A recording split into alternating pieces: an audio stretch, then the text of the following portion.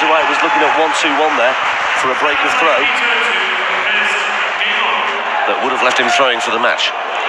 Right, Jermaine Wattamina gets another leg on the board. The winner of this goes through to face either Adrian Lewis or Joe Cullen, as we said earlier. And with so many seeded players through, the vast majority of seeded players winning their games, it makes it even more difficult than normal when you're looking at the draw bracket to go, oh, well, I think he'll win. You're plotting a path, because I don't know who's going to win out of Adrian Lewis and Joe Cullen. I've got no idea. Rob Cross, Daryl, Gurney looks a great game.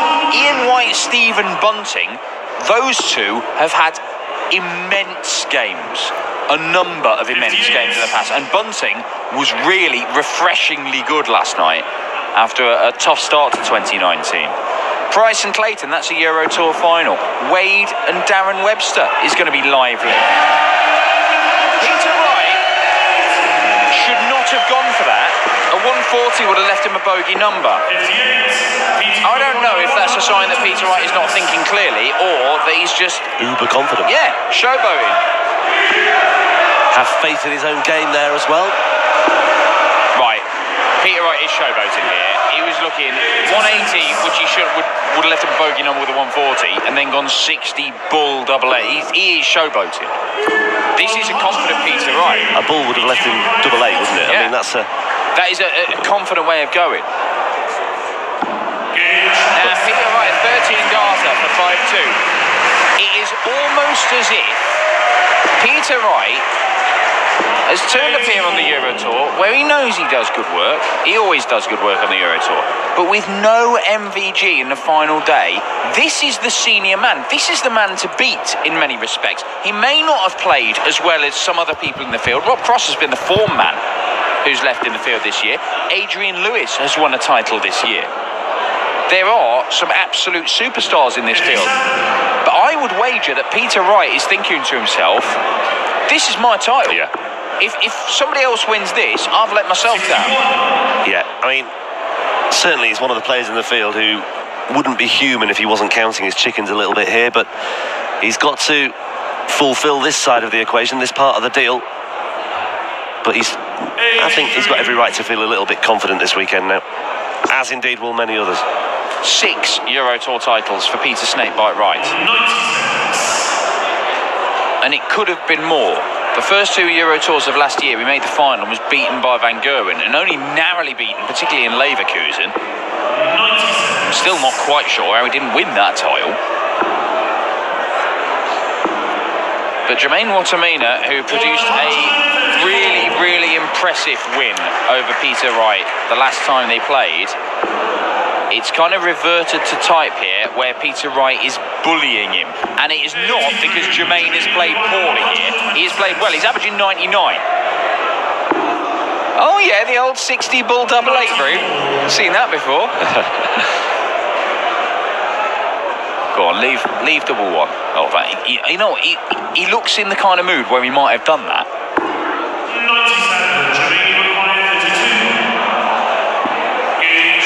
Well, it's all about the ability to hold your throw here for Peter Wright. Can't really afford to take too many chances. He was actually an absentee here last year, Peter Wright, so effectively he did win this tournament on his last visit. He missed a couple of Euro Tour events towards over the course of the summer. He skipped the European match play as well in Hamburg. So in many respects, he is his own defending champion. Well, if you catch my drift. Yes. And Peter Wright, oh look, he's earned it. He plays the tour, he plays everything. He actually offered to withdraw from the Premier League this year because Joe, his wife, had an operation. She's back home recovering, which is why you don't see the stenciling on the side of his head. But he was, I think he was the last person standing to have played every single European Tour event until he pulled out of one last year. Wow, great shot, Jermaine. Yes, and that has just put the cat amongst the pigeons, and Jermaine Wattamina celebrated that as if to say, go on then, Peter, what have you got? Wattamina needs to win 3 legs on the bounce, but this could be a very significant time to make your move. Yeah. A 1-4-4 will win it for Peter Snakebite Wright. 2 treble 20s and a double 12. That will almost certainly be the route. He's already taken out a 1-3-1 in this game. 2 trebles and a double. Yes. Oh, that definitely getting a dart. Definitely getting a dart. Forever and always. You love me on the days. You love me on the days. When I forget to love myself. Oh, when I forget to love myself. And you support me in everything I choose to do. And you support me in everything I choose to do. I promise to always listen to your advice. I promise to always listen to your advice. Occasionally take it. Occasionally take it. And never take it. And never take it. I will do my best to be patient and forgiving. I will do my best to be patient and forgiving. And I'll say sorry more. Right one, by the way, 6-3, I think. So Sorry, I weren't really watching. I was outside. I'll never stop, and I look forward to a life filled with friendship, Give me 2 seconds. forward to a life filled with friendship, love and laughter. love and laughter. I, Mervin, accept Keegan. Just waiting for the stream now.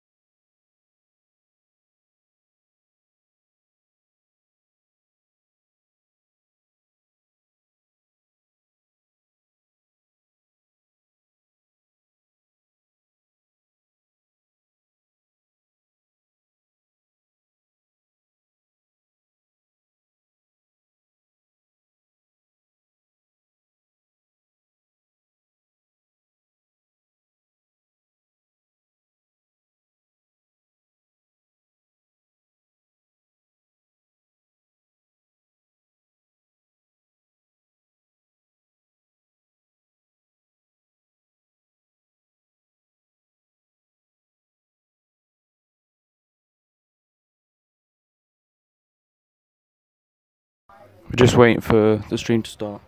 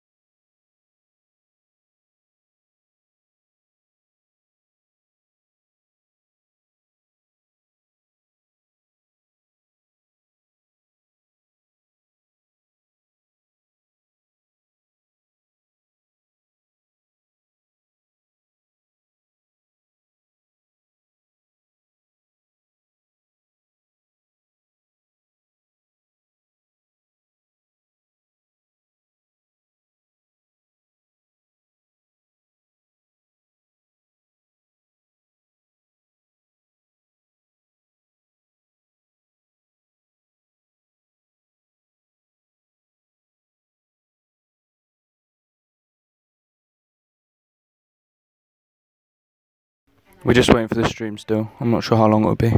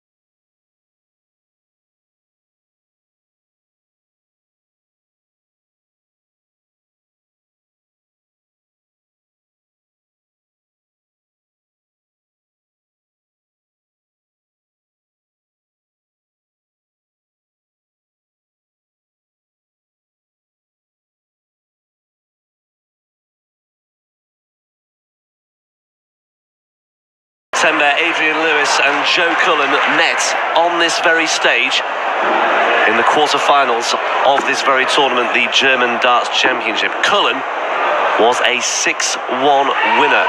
Lewis may well have revenge on his mind. That said, prior to that meeting last September, Lewis had won their 11 previous meetings, so Joe Cullen will argue he was perhaps long overdue a success against the two-time world champion.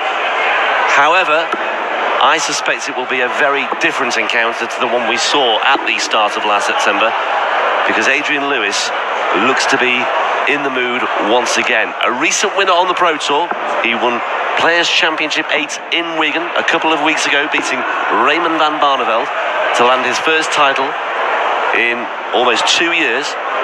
April of 2017, you have to go back for the last time he won a title. And Adrian Lewis, I think, is a very, very different beast. Rob Malarkey in the chair for this one. Paul Nicholson has made his way into the commentary booth alongside me. Good afternoon, Rob, and good afternoon to everybody at home. And happy Mother's Day to all the mothers tuning in this afternoon. And what a fine choice it is. And one of the mother's favourites, Joe Cullen, one of the young bucks, one of the quiffmeisters as well. There's a lot of quiffage going on with dart players at the minute, and it was one of the best quiffs in the tournament. Kevin Knopf, that Adrian Lewis dispatched yesterday. Arguably, he didn't really get out of second gear. He didn't have to, but he got the job done against a crowd that really were baying for blood and an opponent who was a little jittery, but he'll be very happy to be in the draw today playing against Joe, who came through a classic with Nathan Aspinall. Yeah, it was an absolute belter. He beat Nathan Aspinall 6-4, despite the fact Aspinall posted an average of 101.25. Cullen himself just a shade above that, 101.49. It was a great match to really get things going on a Saturday night here in Hildesheim. Not that this crowd needed any encouragement to do that. No, not really. But it was a tough assignment for Joe, coming up against the recent UK Open winner, especially given the way that Aspinall had opened his account on Friday. Well, I think it's fascinating that if Joe Cullen is to win his first European Tour event, the likely route is not kind. I mean, it shouldn't be. But he got Aspinall in his first game, which was a bit of a nasty draw, and then he's got Lewis. Well, it's the thing is, these players in the top half of the draw have no immediate benefit of Michael van Gerwen's departure yesterday, because they wouldn't have met him until the final anyway. And this is no disrespect to all the players left in the field, but the fact is 13 seeded players went through anyway, and I think in many ways that makes things even tougher, especially for those in the top half. Yeah, I'd say so. Well, the winner of this one gets snaky, and then after that there's every likelihood it's going to be Rob Cross or Daryl Gurney. I mean, even if it is Ian White to Stephen Bunting, it's still not easy. But double 8 for Adrian Lewis, and that is a very good sign. That one's right in the middle. Break it through at the start. And Adrian Lewis is pacing himself very well this weekend. Like I mentioned, he didn't have to go all guns blazing yesterday, but today he does have to lift it a little bit. And he does look a lot more focused. Yeah, it's all about pacing yourself on these final days on the Euro Tour. It promises to be another warm day, maybe not as hot as yesterday, but by late last night, it was really telling on the faces of the players involved. Well, yesterday you were in a t-shirt and I was in a polo shirt. Today we've both got jackets on, so there you go. Bit of warm up, and the darts will warm up as well. There's another 180 for Lewis. They did meet also in the Danish Open last year as well. That was also a quarter-final. Lewis won that one 6-2, and they had a fairly recent encounter at the World Championship as well, in the 2017 World Championship. Second round match, and Lewis floored Joe Cullen that day 4-0. I think it's fair to say that Ali Pali is not Joe's best hunting ground. He may have had the best win of his career at that tournament against Corey Cadby, which is one of the most entertaining matches I've ever witnessed. And feisty. But ordinarily, Ali Pali's not his best place to play, but will Lewis go for the bull if he gets to 57? We're about to find out. The answer is yes, and the answer is yes again, by hitting it. Well, in the first match of the day, if you're just joining us, Peter Wright, a 1-3-1 checkout to go 2-0 up against Jermaine Wattamina, and he wraps up the win with a 1-4-4, but there we've just seen another brilliant finish to go with the abundance of others that we've had already this weekend as well. Joe's not really got out of the blocks yet. He's only averaging something like 77. Adrian, steady away around 96. Early stages, of course, but it is a gauge of how they have adapted to conditions today. And I've always said that the hot conditions of yesterday are to the detriment of some players, but the guys who can handle it, it's really good for them because it keeps their muscles nice and supple. And we saw that with amazing averages and performances yesterday from the likes of Joe and Keegan Brown. Adrian got away with it yesterday. It wasn't as hot yesterday afternoon. And I think this kind of condition suits Adrian more. I think he likes it to be a bit more tepid. Yeah, he only averaged 87.3 against Kevin Knopf in that 6-3 win. He wasn't too emphatic on his finishing either. But his darts today so far are pretty Pretty impressive. 6 from 18, in fact, on his doubles yesterday. He's strangling Joe Cullen with the scoring ability, and that 180 has turned this leg on its head a little bit. Now, can he get rid of this 88 with an 18 and another bullseye? 63. Not quite. So Joe Cullen, first realistic chance. Double 10. And that'll do. Joe Cullen off the mark with a 77 checkout. Joe Cullen, of course, last year steps up a level by reaching the World Match Play quarterfinals, his second TV quarterfinal. He then made a debut appearance in a TV semi-final by reaching the last 4 of the European Championship. Should have won both games. Should have won the quarter against Gary. Epic 1917 defeat by Anderson in Blackpool. He should have beat Whitlock in Dortmund as well at the Europeans. He knows he should have. 140. There's been a lot of that over the last 12 months. The should have won that game, should have won that game. There's another one as well. He should have beat Gezi Price and Graz to make the final against Jonny Clayton. That one that really hit him hard. That really hurt. I remember his reaction backstage as he came to terms with that as he made his way back to the players' room. It was really telling.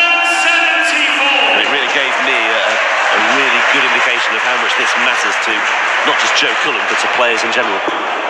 38. Adrian requires 66. Talking of big finishes, by the way, Cullen took out the 170 in that defeat by Anderson in Blackpool. He did. 56 for Lewis here. So tops for a 3-1 lead. That looks assured, doesn't it? Nice and smooth from Adrian Lewis so far. It looks very, very good indeed. He's averaging very high. His first dart stats are off the charts. He's over 40 with his first dart. That's a massively good sign for Adrian. Very encouraging indeed. 3 from 5 on his checkout so far. It's a 12 darter as well, that fourth leg. I'll tell you what, if he's playing like this, he must have been practicing well. 100.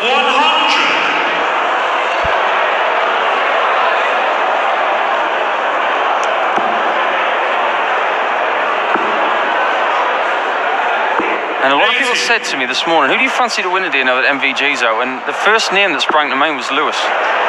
It really was. Because sometimes, if you look at the statistics over the course of the past 10 years, there are a lot of great players who have clusters of wins.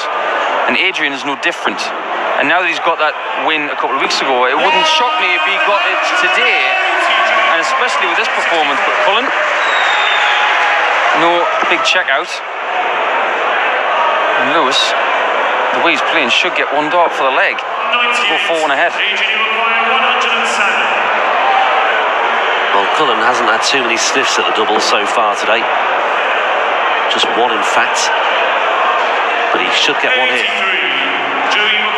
Yeah, it's an interesting one. Traditionally, it's treble 10, but a lot of people go treble 14 now. Single 20 for double 16. It's all around the board, but there's preferable stuff there. People love double 12. It's a half decent split if you go inside, because people love double 6. And if you get the single 14, you've got choices. So 14 off 66 is 52. You can go down for 16 and go double 18. You can go single 20 for double 16. That's exactly what Joe did to get within 1. He's doing very, very well here, Joe. He's not playing his best, but he's scrapping well.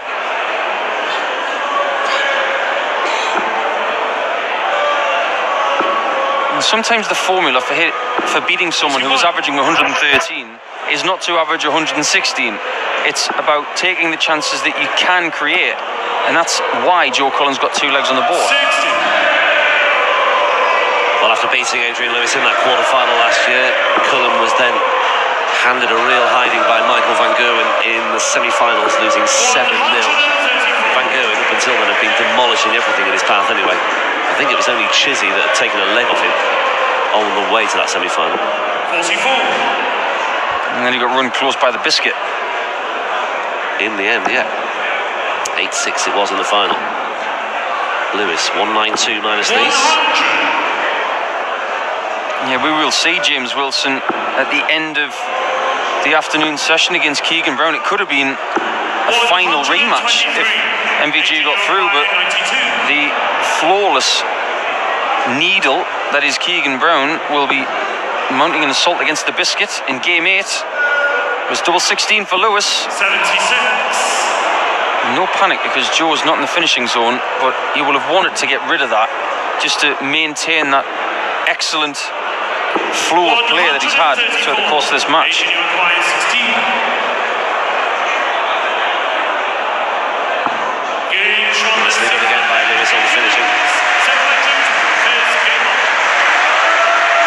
4 from 8. Not bad, not bad.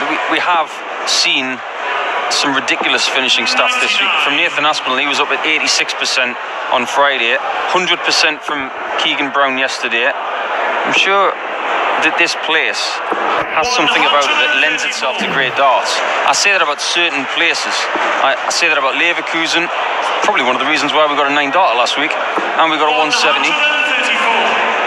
And this place is the perfect size and the perfect temperature to play great darts today. 59.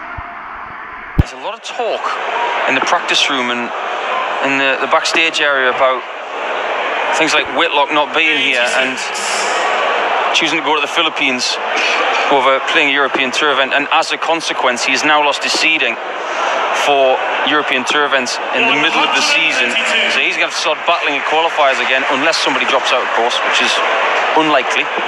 But now they're shifting their attention to the fact that Michael Smith has to have a good couple of Euro Tours, otherwise he is going to have to go back to qualifiers in the middle of the season as well, which is not good news for Bully Boy. This could be good news for Adrian Lewis.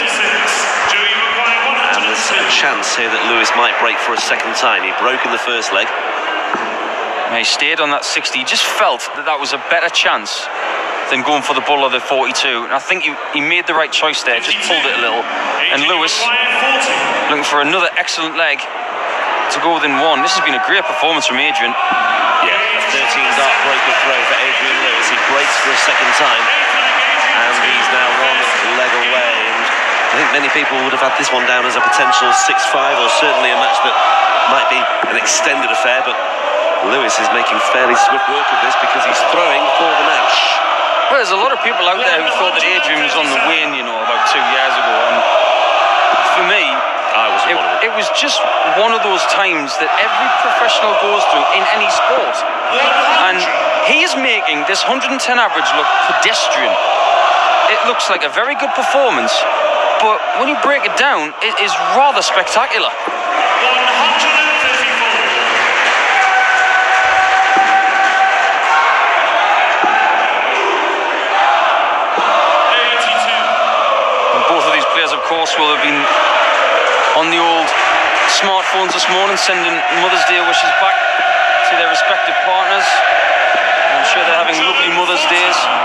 Maybe Sarah's having a better one than Tony right now, because it looks like Adrian's going to get through. Yeah, and it would set up a meeting with Peter Wright. 2 European Tour champions meeting in the quarterfinals. Well, okay. Now we can't see treble 18. Might have to look at somewhere else. 78 away, 60 away. So we'll just set this up. Cullen on 239. No need to press any panic buttons there for Adrian Lewis. Didn't need to be too adventurous in trying to salvage that situation after that rogue first dart. Adrian Lewis on the cusp now of a place in the quarterfinals.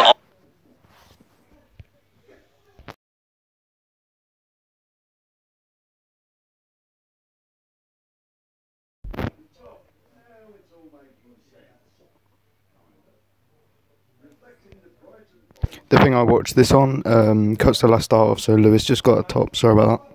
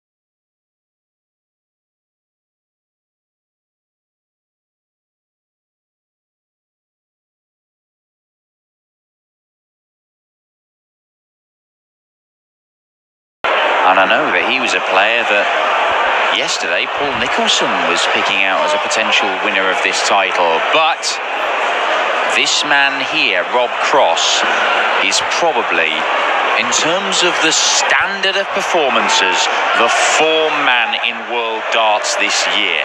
Almost every single game he chucks in a ton-plus average. But Daryl Gurney, the man he faces, has shown incredible resilience. He's finding ways to win even when he's not playing his best. It's been solid, it's been gritty, it's been determined. And he's already got 2 major titles to his name. It is the world number 2 and the world number 5. This is only the 3rd round of the German Darts Championship. And only one of them can make the quarterfinals. Paul Nicholson alongside me, Dan Dawson, for this one. It's voltage and super chin for a spot in the last 8 to face either the Diamond Ian White or the bullet Stephen Bunting. Fascinating stuff, isn't it? And that marker from Adrian Lewis has just made everybody's ears prick up a little bit. First leg, Daryl to throw first. Game on. What can the response be from super chin and voltage? It's a very long walk on, isn't it, Daryl Gurney's? I was actually thinking about getting my taxes done while that was going on. It's due tomorrow. End of the tax year today. 58. Rob has been in a very good mood in the last few weeks, and every time I've seen him, he's had a big smile on his face, and why not? He told me he's getting his driveway finished this weekend, so that's something nice to go home to tomorrow, because he has been away for a couple of weeks. Yeah, I spoke to Rob on Friday after we got here from Rotterdam, and he said, look, the game I was worried about, I know I'm playing well, I know I am, and I'm going to go up there and be good. But the game I was worried about was yesterday. First game, one game on the Saturday as a seeded player. Once I get to Sunday, I'm happy. I know I'm going home, I get to spend a bit of time with the family and the kids. And if I'm happy, I'm dangerous. And that is exactly what we've seen from him this year. Last year, he had a lot to deal with. The Premier League, completely new to him. And it's not just playing a game every Thursday. You've got to get there on the Wednesday. It's all over Europe. You're away from home. It takes 3 days out of your week.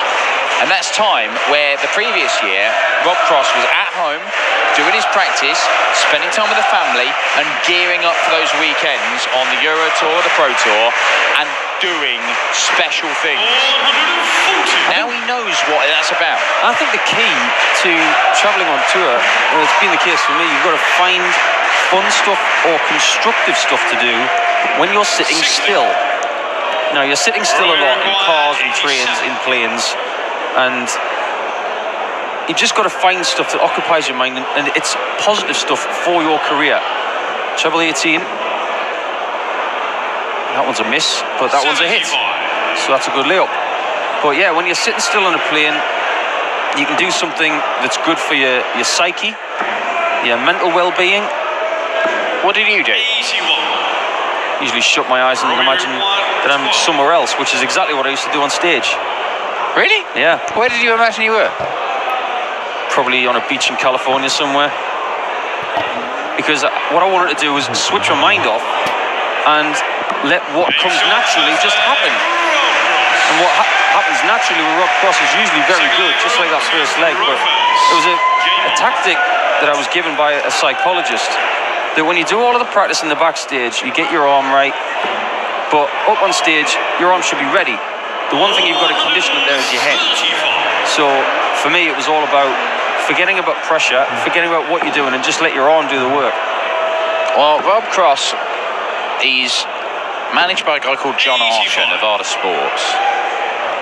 And there's a whole bunch of them here this weekend. Stephen Bunting, Ricky Evans. They had a great day yesterday. James Bunting, Wade. Evans, James Wade, the other one.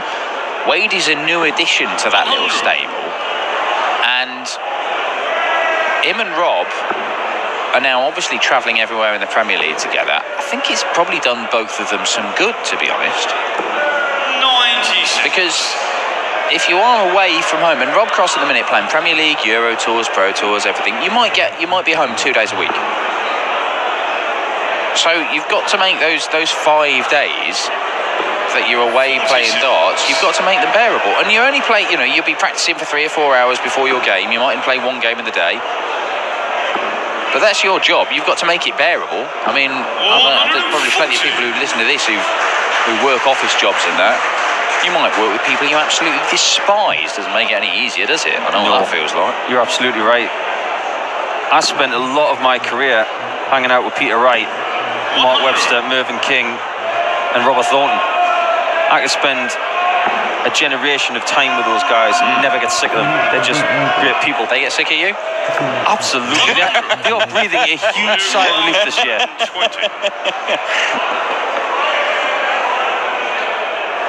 Probably very happy that I'm not talking about cooking and golf. Rob Cross is doing the ladder shot.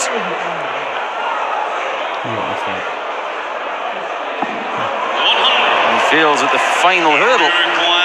Now can Gurney do the same? If he gets to 60, he'll be going to the right for double 10.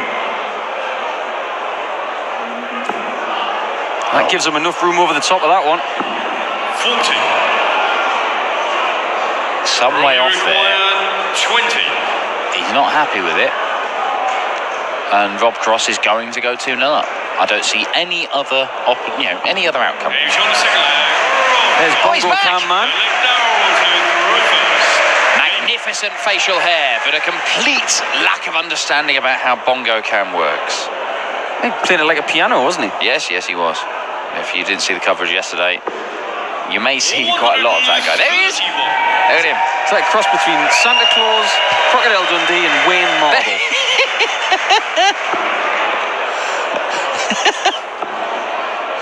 Oh dear. He's going to have to... Well, he looks like the kind of guy who might have retired already. But if he's going to the local coffee morning tomorrow, he might have to do that with his friends. He's got some moves. 100. Daryl Gurney going to have to start making some moves here because he's only averaging around about 90 at the minute, and that's not going to be enough against Rob Cross. I don't think it is anyway. I mean, look, Rob Cross 60.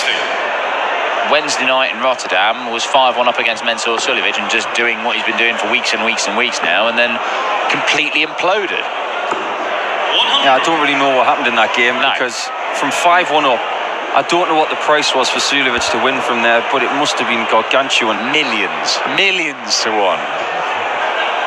Maybe somebody out there who had a pound on it. 99. But Rob Cross is joint top of the Premier League because he bounced back with a victory against Jeffrey Desvon, and I tell you what, of all the hostile crowds I've seen, it wasn't as if they were 96. abusive. It's just that they were loud and they were booing every single thing that... Rob Cross just literally turned around, laughed in their face and booed them back. It was incredible. And that gives him a real chance here if Daryl Gurney can't take the 74. I'm pretty sure it's treble 14 he wants. Yeah, double 16, he loves this double. 42.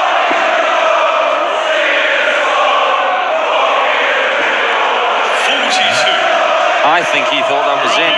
He couldn't quite see it, but it was a well-thrown dart, and he was hoping it had just snuck in the left side of that double, but it didn't. And now Rob Cross, one of the darts he might need is a treble 18, which is making this very doable. It is the treble 18 he needs. Only just shy. 63. Well, 3 darts in his hand looking in double 16. You think this is going. He's only missed a couple at it, but he won't miss another. 2-1 in this one. Now, these two, I think there's a very, very good chance that you could see these two at the O2 in London on finals night in the Premier League. Rob Cross is right at their level with MVG at the top of the table. Daryl Gurney is in the top 4 spots at the moment, but their Premier League meeting this year, Rob Cross annihilated Super Chin. It was 7-1. 140. Yeah, that was quite the performance, and Superchin's face after that loss, it told a story, but the way he's bounced back from that is quite remarkable. First 180 for Rob Cross. We saw these two compete at the European Championship in 2017, Rob Cross's first year. Rob Cross went on to make his first major final in that tournament by annihilating Superchin in the semis. That was 11-3. But he has lost 3 of the 7 ties they've played, so it's not as even though there've been some big, dominating wins for Rob Cross, Daryl Gurney has held his own. Well, I think Rob has that quality of being able to see people off a lot sooner. He doesn't get embroiled in these ugly battles when he's playing like this. He tends to finish people off really quickly. Stay down there to good effect. That's someone who knows their maths. He does. He does go routes like that, Rob Cross, as Gurney looks at the 11s and now he looks at double 14. Thought he was going to do it again. He had a couple of those against Darren in the Premier League. Yeah. Right on that route as well. 6 out of 7 on his doubles that night. 7 out of 8 on his doubles that night, I believe, and 2 1-2-1 checkouts. Yeah. Glenn Darren averaged almost 100 and got convincingly beaten by Daryl Gurney. Double 8 for Rob Cross. He'll give it the stop, he'll give it the pause, he'll give it the wipe and the look and the pinning it. No. I was going to say that split on the 16s was a good miss, because if he'd have shielded the segment again, he would have had to move. The fresh bed was good for him, but he couldn't hit it. The double 14 is begging to be hit here. And there you have it. Somehow, Daryl Gurney has mustered his way back. The advantage has gone back to the 10th seed because he's throwing first. There's a little bit of swagger in those shoulders from Gurney. I think he's up for a battle here. He might be in for one. Well, he won 6-1 against Andy Bolton yesterday, and that does not tell the whole story, because Andy Bolton was right there with him in every single leg. Andy Bolton averaged 97 and got 1 leg. Super Chin averaged 98 and a bit and was taking his chances under pressure. That's what you got to do against players who are playing well against you, and you know Rob Cross is going to play well against you because he's playing well against everybody. I think Gurney fancies this today. I really do. Now, if he's to get this title, it's not going to be easy. He'd have to go through Cross, then through Adrian Lewis or Snakebite, and whoever comes through the bottom half, it could be anybody. I'd see him White or Stephen Bunting first. Oh, yeah, of course. Yeah, then it would be the winner of Adrian Lewis and Peter Wright. I mean, so let's throw another one in there. Yeah. I mean, did you see Ian White yesterday? Yeah, that was quite good. Quite good. That may be one of the best games that Ian White's ever played. Well, he had to. It was unreal. Absolutely spectacular. No need to go the old treble 17 and bull route. 65. But a really good, strong leg from Daryl Gurney on his own throw to go into the lead for the first time if he can pin this 56. But there's going to be some sort of pressure. Quite a bit of pressure, it turns out. 56. Single 16 leaves tops. Super Chin. 3-2. Yeah, some comeback from Daryl Gurney. And now Rob has got to regroup because he's taken his foot off the gas somewhat and he's got to start finding that first dart again. That's much better. He can attack that. Now he went for that dart to bang that second one against it, but it just came up short. And when Daryl Gurney's hearing 81 for Rob Cross, he's thinking, all right, I want 140 here. I want to get myself in front, but he's unable to do so with no trebles. Well, Rob Cross, of course, was only beaten by Michael Van Gerwen last weekend. He averaged 100 in every single game and only lost 8-6 in the final. But he doesn't look as sharp at this point this week as he was last week. No, that's true. But you can maybe forgive him for that because he has had quite a week. But then Daryl Gurney's had quite the week as well. And look, Rob Cross. Hello. Rob Cross all year has looked absolutely mint and not won anything. Made the final of the UK Open and made the final of the Euro Tour last weekend. He's not won anything yet. What he'll probably do, Dan, is he'll play this all year, he'll get no titles, and then he'll win the Worlds. Well, 60. I mean, the thing is, he keeps on playing like this, he's going to win stuff. Daryl Gurney, by contrast, he's made a Pro Tour final, he's flying high in the Premier League. He's not playing his best, by any stretch of the imagination, but he's finding ways to win. And you can make a case for it being better to be in either position, where I'm winning games without playing my best, or I'm playing magnificently and it'll turn for it. It's the old Jamie Hughes situation, where Jamie Hughes is playing incredibly. He's not winning anything. He's not getting close to winning anything, but he's playing magnificently. And you just think that carries on, you'll be fine. But at the same time, you'd rather be sat there on a big pot of money that you've won despite not playing well, which is kind of what Daryl Gurney's been doing this year. I think you get to a certain stage in your career. Now, Rob hasn't got to worry about the dollars at the minute. I'm sure Daryl's in the same position. I think what they're looking for are wins that enhance their legacy. Now, they've got a long way to go in their careers, but they want to start winning. They want chalk marks on how many Pro Tours they've won and how many majors. Now, Rob Cross can finish off a mediocre leg on double 9. Misses have been the story in this leg. Some slack darts, some missed opportunities from Cross, and Gurney, if he can pin this, gets a 2-leg gap. Well, that first dart was no use to him whatsoever. He will come back looking at tops.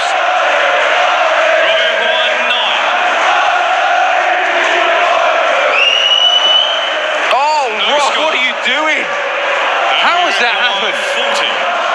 Well, some of the darts have fallen short today. He's had a couple of small ones, and maybe that arm is a little bit lethargic. And tops for Gurney is there, and that is a really good guide. You just saw that first dart move a little bit. He banged it into it, and it was used to perfection. And Gurney is looking much more likely to get through to the next round than Cross right now. It's a bit like when you miss a big single like that and you bust your score with one dart. It's the equivalent of a shank in golf. You will be thinking about it for a little bit of time, and you've got to be able to forget about it. So there's another one short. 2/3 of Rob Cross's games this year in all competitions, he has averaged a ton or more, and there have been some big ton plus averages. He is averaging 89. Who is this man? This is not Rob Cross. The worrying thing is that first 9. That's usually something like 15 to 20 more than that. And the first start has not been good in the last 3 legs especially. 23.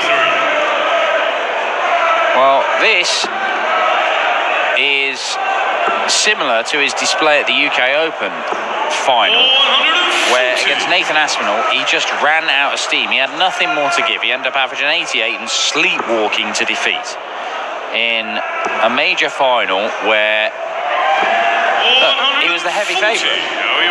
That was supposed to be the game where Rob Cross says to everybody, I'm not a one-hit wonder. There's my second major title. You silly sausages for doubting me. It didn't happen. Well, Daryl Gurney nearly missed that single 9 there. It was a little bit close, wasn't it? Yeah, it was. 40. Now, if he doesn't miss this double 16, 5-2 up and cruising. Cruising he is. And some of that aggression that we saw from Rob right at the end of that 4th leg, he hasn't needed to dip into that honey pot again, because he's been able to coast for the last few legs, and he's going to get plenty of opportunities to sew this one up. 26 games he's played in Players' Championship Series this year. Add in another 5 last weekend on the Euro Tour, and the one we saw yesterday, Rob Cross. This is his worst performance in terms of the numbers. He has not averaged below 90 in any of those games. Says to me that he has worked really, really hard over the last couple of months, and he needs to go home to reset, to rest a little bit and recalibrate. Now, if he can somehow get out of this hole, which is looking less likely by the dart, then fair play to him, but Gurney has got this one by the teeth. Well, Daryl Gurney has fought and battled, and 95 averaged his way to this position. Do you remember when 95 averages looked great? Well, the thing is, they are still really good. You can win things with 95 averages. We saw on the Pro Tour last year, Peter Wright won a title. He averaged 95 for the whole day. Now, there are plenty of times that's not enough. It's but it because can be enough. we get spoilt with the 110s like we've just seen from Jackpot, and the games like the Aspinall Cullen game and the Brown MVG game. Now Cross needs 2 of those, and a skin saver for the ball. Might be the last dart he throws in the German Darts Championship in 2019, because Gurney is looming. 67 required. He is going to get 1 dart at double 16. Double Gurney loves this double. And Daryl Gurney pins this double. A victory against Voltage. And the world number 2 is out of the German darts.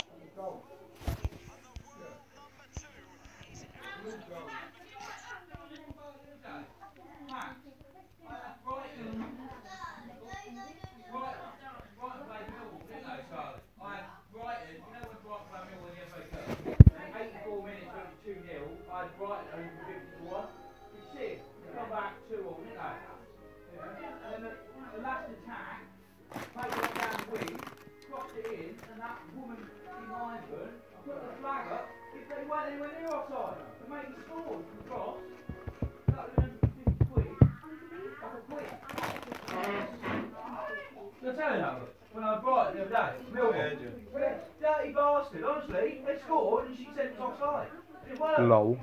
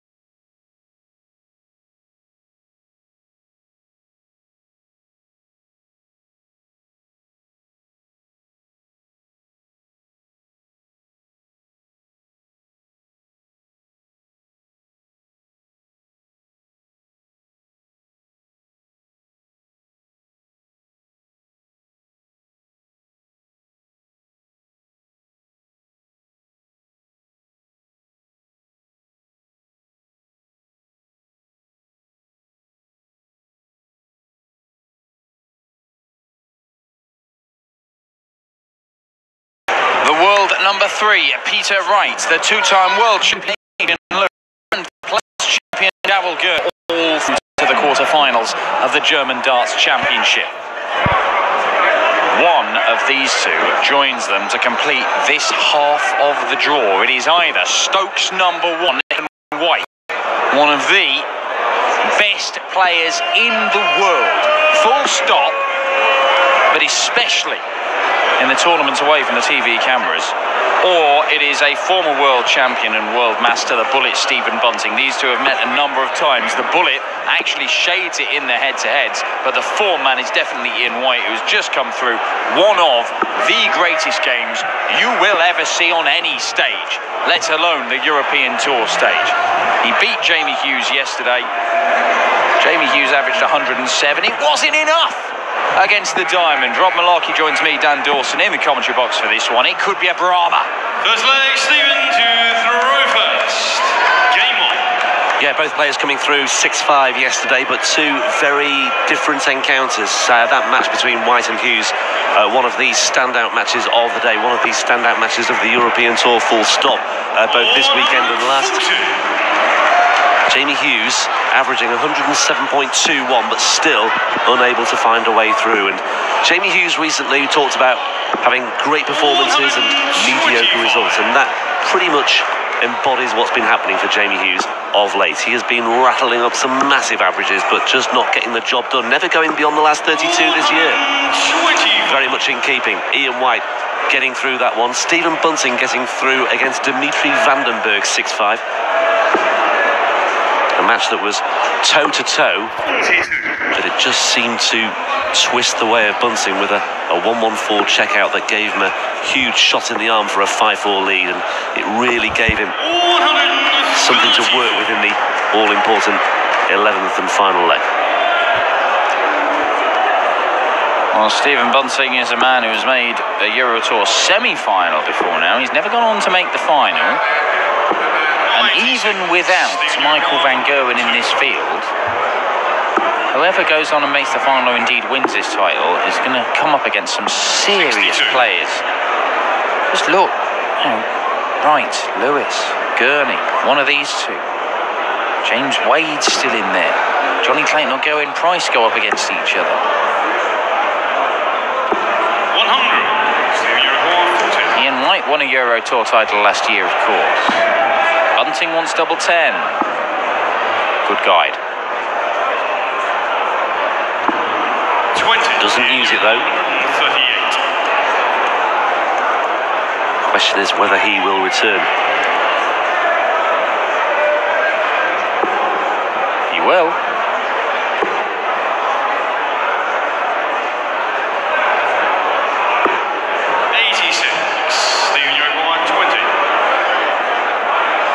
For the treble that would have left double 16 as it is. Bunting takes out that double 10 with the first dart in hand on that particular visit, and it's the number 15 seed who draws first blood. Bunting not involved last weekend in the European Darts Open. He was beaten by Justin Pipe in the final round of qualifying for that. Pipe, of course, went on all the way to the quarter-finals in Leverkusen.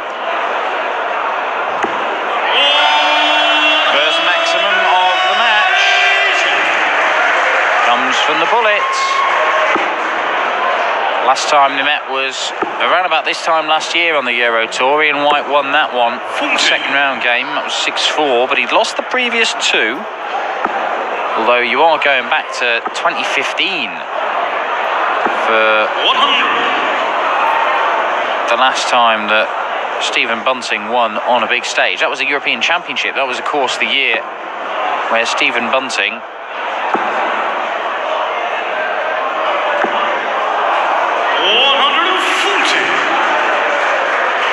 was playing in the Premier League.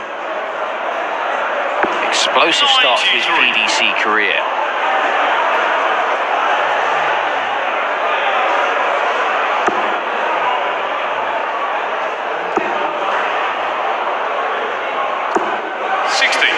Stephen, you require 1-2-1 plays 1-2-8. Bunting first poke though. Trouble 20 leaves a ball. Not gonna happen.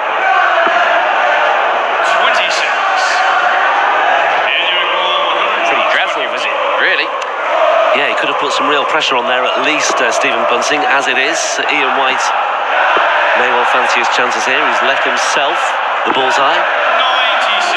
Stephen, you require 102. More like it's Stephen Bunting. Bit of a patchy visit beforehand, but he made the most of that second opportunity. And it's a break of throw for the Bullets as well, as Bunting steps up, leading 2-0, and he's off and firing here already with another 180. Real momentum behind Stephen Bunting now.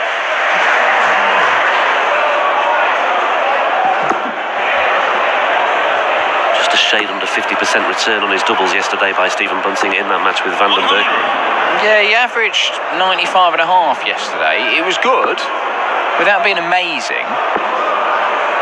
But it was a very gritty display. There was some crucial stuff taken out under pressure, and that 102 checkout was reminiscent of it. At the minute, he's averaging over 100, Stephen Bunting.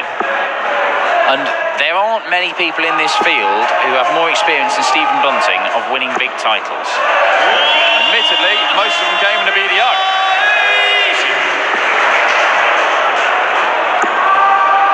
Great response here from Bunting. Look at that.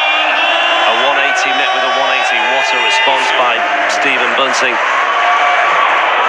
Ian White has to go again.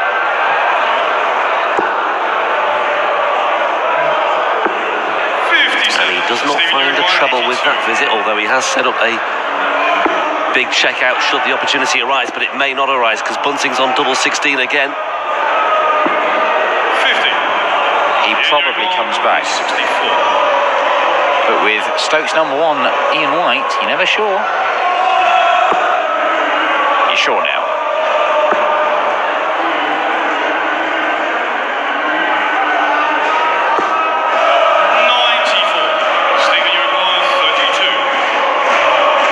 So another opportunity for Bunting, and this time again he makes no mistake. He's done that well. He's learning his lessons here, Stephen Bunting.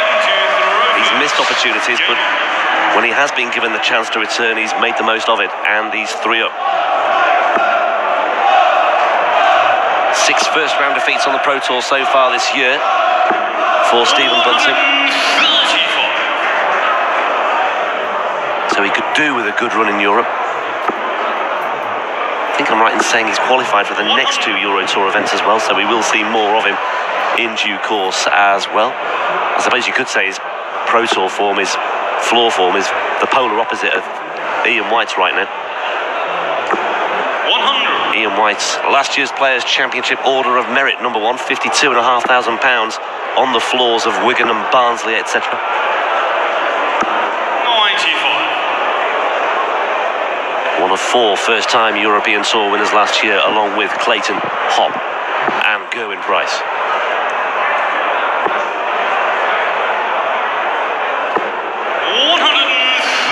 And we've already seen Stokes number 2 make it through to the quarterfinals. Adrian Lewis, the 110 average. Ian White, having spent years living in the shadow of Adrian Lewis and Andy Hamilton and, of course, Phil Taylor, revelling being the top player from Stoke. Oh, look at this, double 6. Yes, Ian White, he's on the board with a magnificent 132 checkout. Just tried phoning Ian White's stuff. We've got Ian White's number in my phone. He did have, I think he still does, but he hasn't even got his answer phone on. If you ring Ian White, and he's not going to answer his phone because he's playing Stephen Bunting in the German Darts Championship. Good excuse not to. Yeah, but his answer phone says, "Hi, this is Stokes number 1 Ian White." And he only really did it to annoy Adrian, primarily. But I've just tried ringing it there, and evidently he's not got his answer phone turned on, which is a shame because I'd share it with you. The old hello upstairs, hello downstairs. First airing of that for today.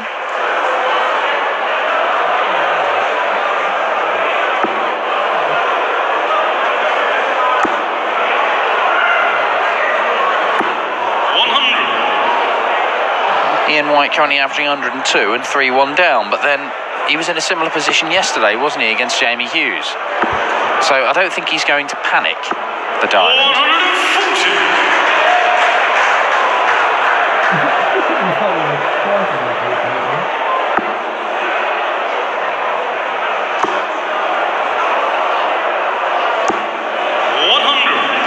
Bunting has qualified for the next 2 Euro Tour events, the German Darts Grand Prix in Munich over the course of the Easter weekend, and a week later the German Open in Saarbrücken. Historic venue, that in Saarbrücken, of course. It's where Max Hopp became the first German to win a senior PDC title. And you know who's qualified for that? Raymond van Barneveld. Bunting wants double 12. Bunting doesn't get double 12, but he will come back. Shall we open the Van Barneveld can of worms now, or shall we leave that for another day? I mean, you go for it, Rob. 100. Stephen, you're We'll leave it. We'll park it to one side. Open the can of worms and then close the can of worms and then reopen it again. Yeah. Why not? In keeping with the spirit of the great man. 4-1 to the bullet. And Ian White is in danger of averaging, what, 102 for the weekend and going out in his second game.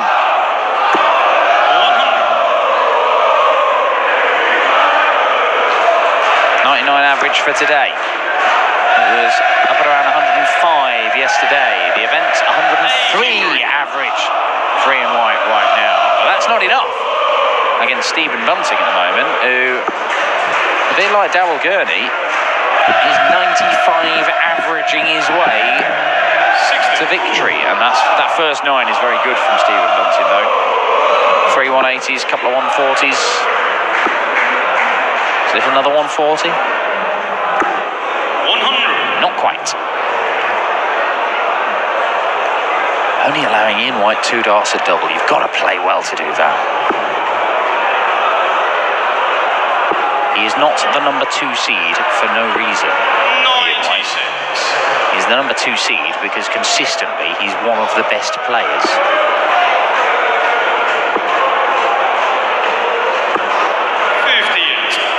Yeah, Bunting, like Peter Wright in many respects, will perhaps feel he's overdue a good run on the European Tour. You mentioned that semi-final appearance last year in Hamburg. That was his first in 2 years as well. I don't think he'll fancy another 2-year wait for another semi-final appearance.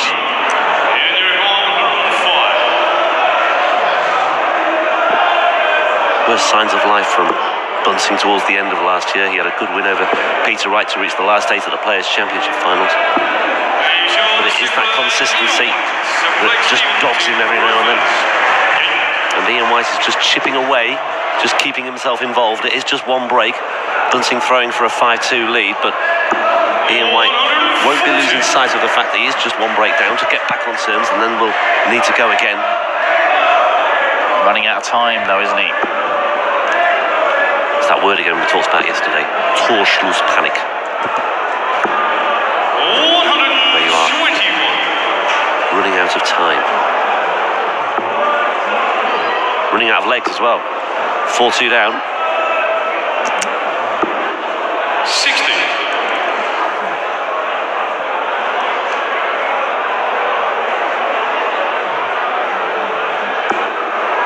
That is beautiful. 100. Ian White will be fuming. He could not have placed that first dart any better, and he only comes away with a ton. 100. And it's a ton that is met with a ton as well.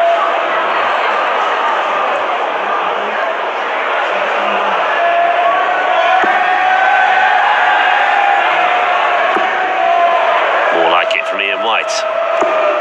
Oh my word! And again, the first On a 2 finish darts. after 2 darts, not on a finish after 3. That is a twist of fate that may just give Stephen Bunting a huge helping hand, and he's making the most of it once again.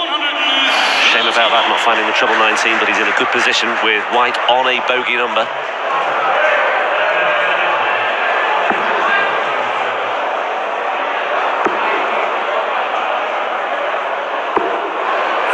Yeah, well, the last dart in each of the last 2 visits has hurt Ian White, and Stephen Bunting can go within a leg of the quarterfinals.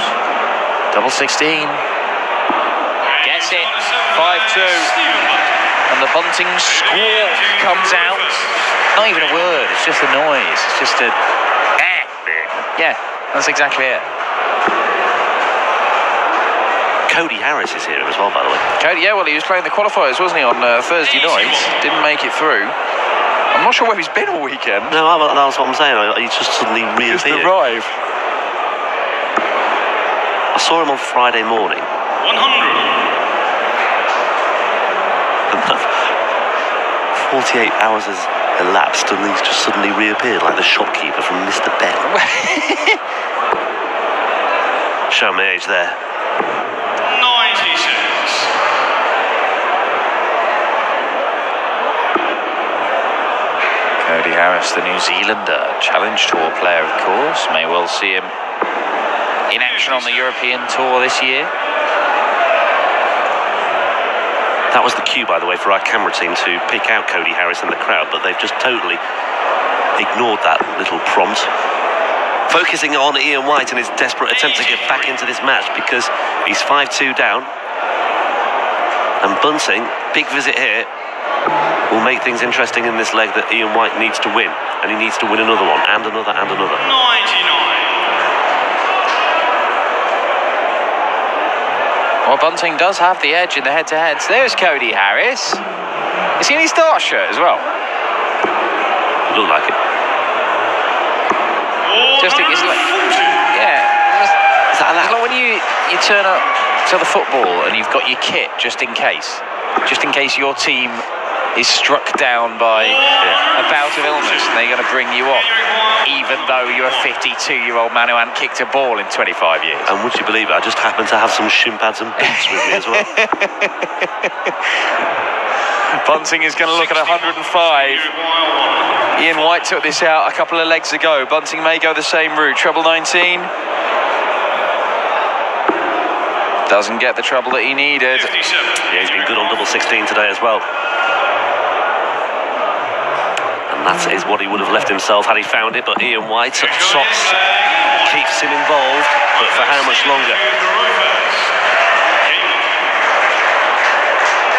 Stephen Bunting, one leg away, 501 points away from a place in the quarterfinals of the German Darts Championship and a meeting this evening with Daryl Gurney. This is the fourth time they've met on the European Tour. Ian White has won every single one until now. That might be changing. 60. It's a shame he couldn't capitalise on that opening visit of 60 by Bunting. White only managing 60 in reply. 57. Just a danger here that Bunting might lose his way. Another visit without a treble. White here, however, has one. And another. And there's room for one more if he fancies it. Some 40 will do. You cannot discount Ian White in this game. I know he's got to break throw twice here, but he's averaging 97. He's not playing poorly. He's at 75% of his doubles. If he gets a chance, there's every chance that it's going to go. But can he fashion those chances? Look at that, a 132 and a 105 as well. He has fashioned a chance. But this would dwarf even the 132. This is the danger for Bunting now. He looks as though he might be trying too hard. Just looks to have a little bit of anxiety etched on his face there. White has a crack at 161. Doesn't need to go for it. But just doesn't stay need on to the go treble for 20. it. Yeah. Bullseye? Yeah, Ian White does like that route to mean that he definitely comes back with a couple of darts for the leg. Assuming that he doesn't miss the big number, but hey, look. Many people have told you don't miss the big number, Ian. I'm sure you've taken that on board. Yes. Oh, yes. 14 darter. Never rule him out. Never write him off. All his floor form magic is coming to the party right here. That's what he needs to do. Just imagine there's no crowd. Well, He's in Barnsley. maybe he's cracked the whole crowd thing. I mean, it didn't bother him yesterday when he averaged 105 and beat Yoz's 107 average. He managed to get over the line against one of Bunting's mates, Rapid Ricky Evans, in his Euro Tour final last year to pick up his first big stage title in PDC darts.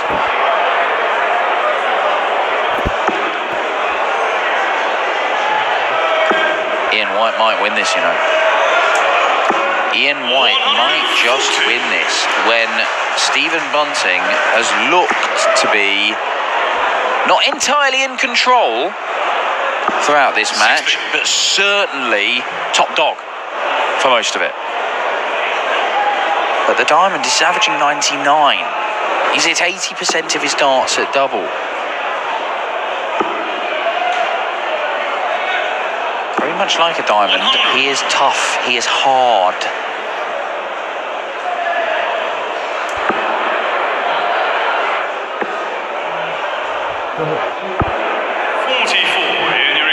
And Bunting might just be collapsing here. Leg to see off Dimitri yesterday. 70.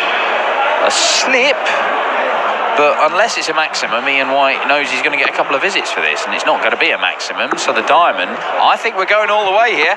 Yep. 60. And I'll just go back to that time when he stepped up for 105, when he was leading 5-2, and he didn't hit a treble, didn't give himself a shot at a double, and that was effectively the turning point. 51.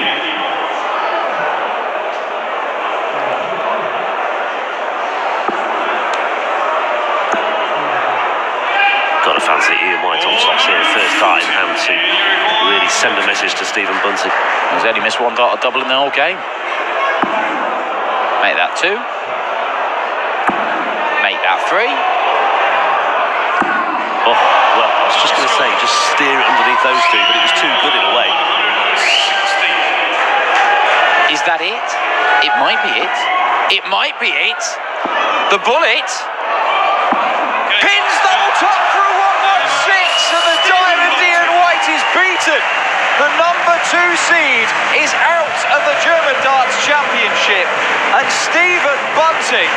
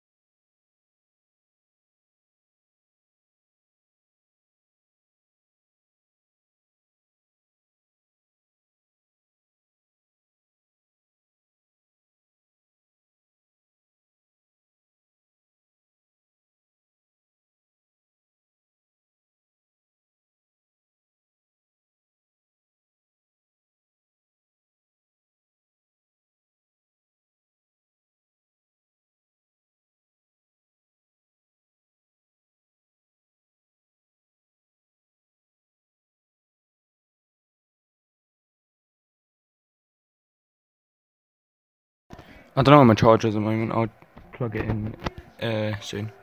Don't worry, I won't let it die.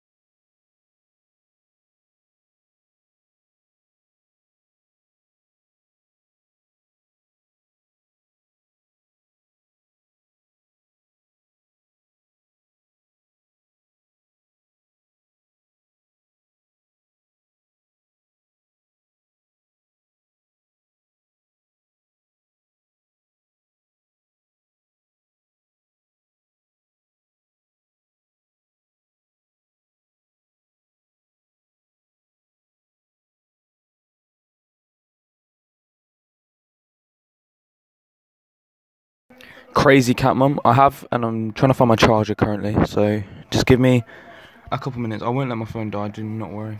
But yeah, thanks for letting me know anyway. But I won't let it die. Don't worry.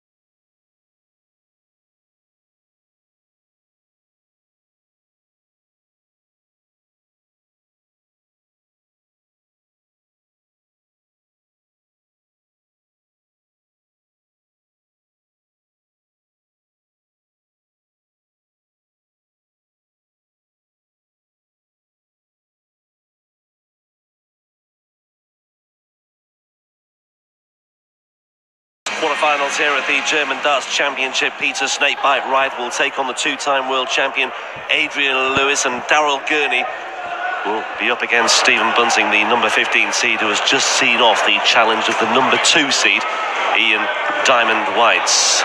Attention now turns to the bottom half of the draw, and the focus now is on last year's European champion James Wade, up against a man who, in 12 of his last 13 European Tour events, has been beaten in either round 2 or round 3. And one of those third-round defeats for Darren Webster was at the hands of James Wade in last year's European Darts Trophy, in the very final event on the European Tour in 2018. Wade went on to reach the final of that tournament, and then a few weeks later he went all the way to the title in the European Championship itself. It does not bode well for Darren Webster, I have to say, but Darren Webster, being the man he is, will put up a heck of a fight in this one. But James Wade is the odds-on favourite across the board to advance to the last 8 here in Hildesheim. The second half then of the afternoon session just about to get underway. My voice is about to completely go out of the window, so I better bring in Paul Nicholson, my co-commentator for this one. Clearly, Rob, I know you've been struggling with a sore throat. But I think Darren Webster is up against a little bit today. James is playing very well. And Darren's not playing badly, but he has had an issue with his arm. He's been getting acupuncture for it. Well, what do I know? There's a match for you. Second visit of the match, and that's perfect. But maybe, just maybe, after yesterday, where he played Luke Humphries, and he really should have been beaten by Luke. Survived match darts, and he managed to somehow win that match. And he might come into today with just a little bit of extra freedom.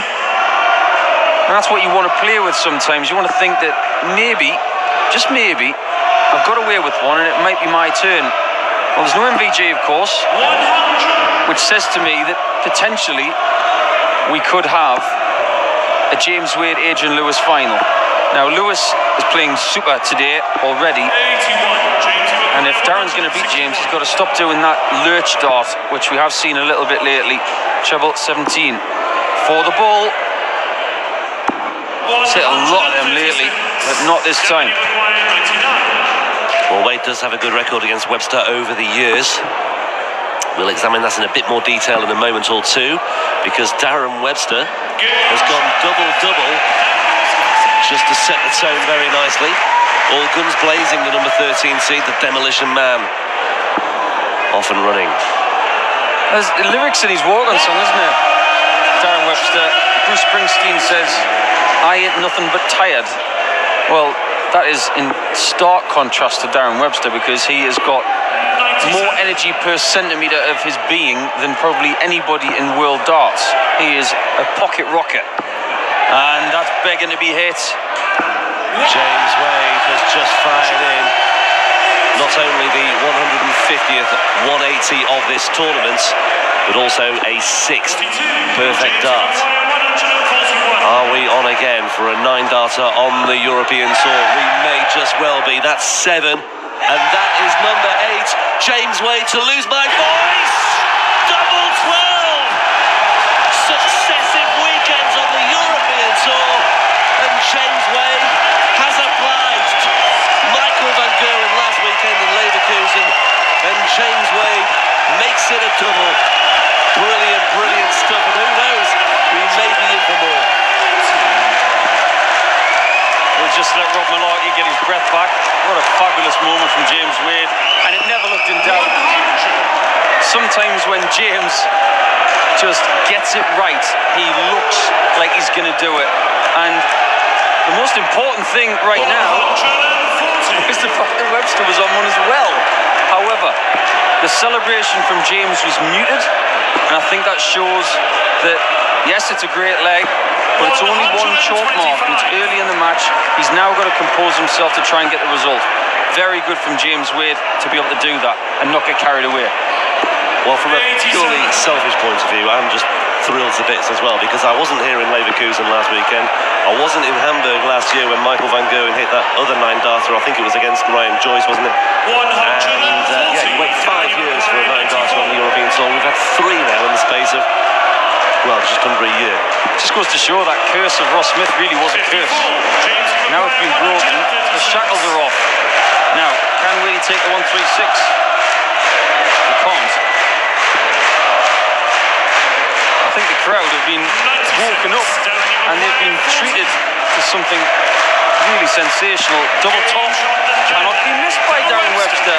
He is over 100% on his doubles because he went tops, tops and tops for 2 legs. Well, 2019 has seen an abundance of 9-darters. 140. First 3 months, I mean, we had 4 in one day alone on the Pro Tour, didn't we? And we've had 9-darters on the European Tour stage and European Tour qualifiers as well. I'm pretty sure Darren Webster, he's a man that gets 9-darters hit against him, if my memory serves me right.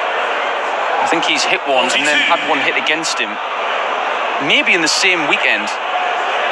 But I go back to the muted celebration of James because 11 years ago in the Grand Slam of darts, when he was playing against Gary Anderson in the last 16, he hit a 9-dart leg. I think that was the only tournament I've ever seen him throw something that isn't this barrel. I think it was a golden barrel he was using. Well, that was golden, that visit. But when he hit the 9-darter, he celebrated it really aggressively. And then after that, he lost his way a little bit and Gary won the match. And I think he said afterwards that if I ever hit another 9-darter, I won't celebrate it like that again. James looking to leave tops. And if he's gonna, he's gonna have to pull out a very good dart from the left side of the bed, and that is beautiful. That is as symptomatic as you will see of a really good pinpoint dart, and he's on it today. James Wade is averaging 128.57 right now. And he's losing. And he's losing 2-1. Well, James's darts go in at that lovely slight upright angle, and there's a real thud about them. Such a lovely thing to see, isn't it? The big 9 stands out, doesn't it? Well, after the calculating error yesterday of someone apparently getting a 7-darter on the Asian tour, we can categorically say that that did happen, that 9. And what a standard of a game it's been so far. He's won 2 legs in 23. Not bad. Seen a couple of 25s this week. He's just upped the ante.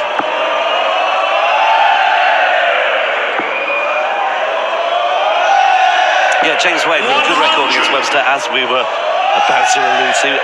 8-3 he leads the head-to-head, but they have exchanged wins and losses over the course of their last 5 meetings. It was a win for Wade, as I said, at the European Darts Trophy, but it was Webster who came out on top when they met at the World Match Play 2 summers ago, or 2 years ago.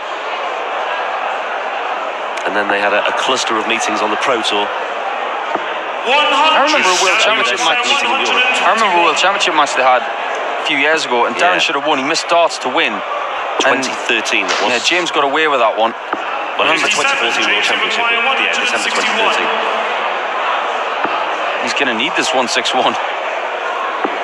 Had one shot at it earlier. A lovely layup, forcing Webster to potentially be perfect again on doubles. Double top again. Sure, he's not going to miss this, surely. Doesn't miss it. That's in the bullseye of the tops. Now he is 4 out of 3 on doubles. 4 out of 3. Yeah, because he got tops. 58.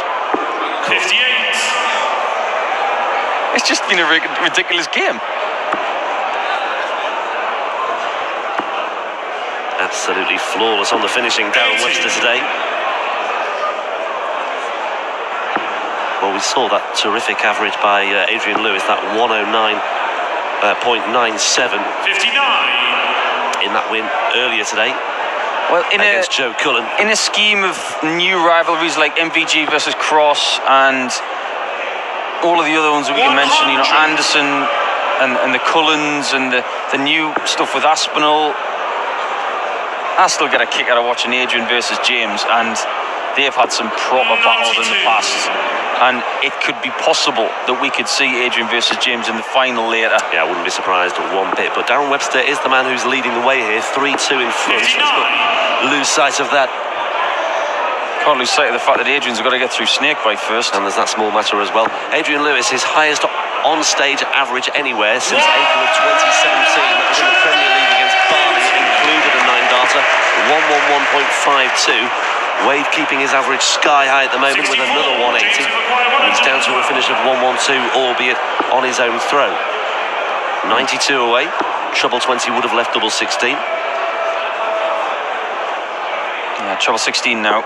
56. Could have found himself on a segment that he doesn't find himself on very often, which is double 16. But he will find himself on tops in a second. 81. James, you require 56. To put this right then to 3-3. This one goes in. Game shot the sixth leg. Anybody thinking, no, James's game. That range finder with the first start and then knows exactly what to do with the next one. Well, I said at the very start of play today, just before the first match got going, I said, you wonder what else this tournament has to offer and deliver. I think there's more to come. And, well, I honestly didn't think we'd get a 9-darter today. Now we have. I wouldn't be surprised if we have another one. This place, I said it already today, this place lends itself to great play. We've had astonishing games this week already. I am not shocked that we've had a 9. And the trend has been set. We've had one in ET1, we've had one in ET2. Munich, it's down to you, lads. Keep the trend going. Right. Well, we could have a new name on the Hildesheim Roll of Honour. We could have a first-time winner on the European Tour. We could have the likes of Lewis and Wade rolling back the years once again, going back in time and serving up real entertainment in the final stages of this wonderful tournament. Evening session underway at 7:15 tonight. The scary thing is, Rob, that really should be in his prime right now. Maybe he is. Another one of them. Oh, he's just going to lay up the tops, you see, because he's not going to miss it.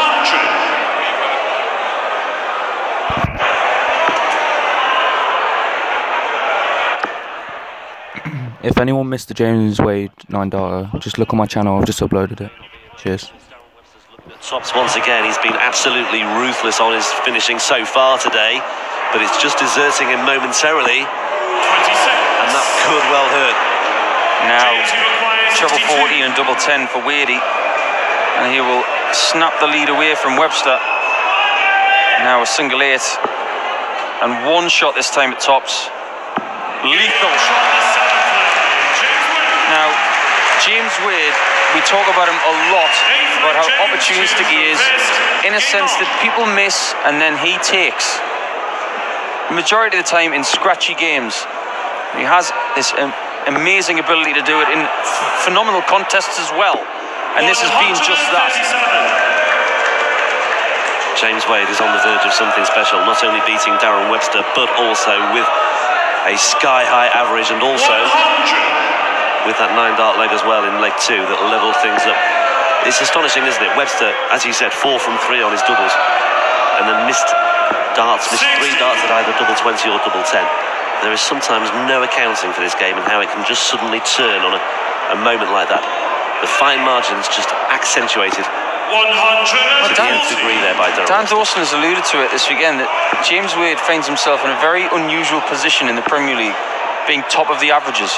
He's never been known to average sky high consistently. He's the kind of person who will steal wins away from you and stay in that mid-90s range, but this year he's lifted it up a notch. And I think sometimes when he's got a point to prove, he can be a more dangerous player. And we used to have this saying at the beginning of my career, when Wadey wanted something, when he wanted a new car, when he needed something for the house, he would turn up if he needed something. He's money hungry. And he wants something today. I don't know what it is, but he definitely wants something. 100. James, you require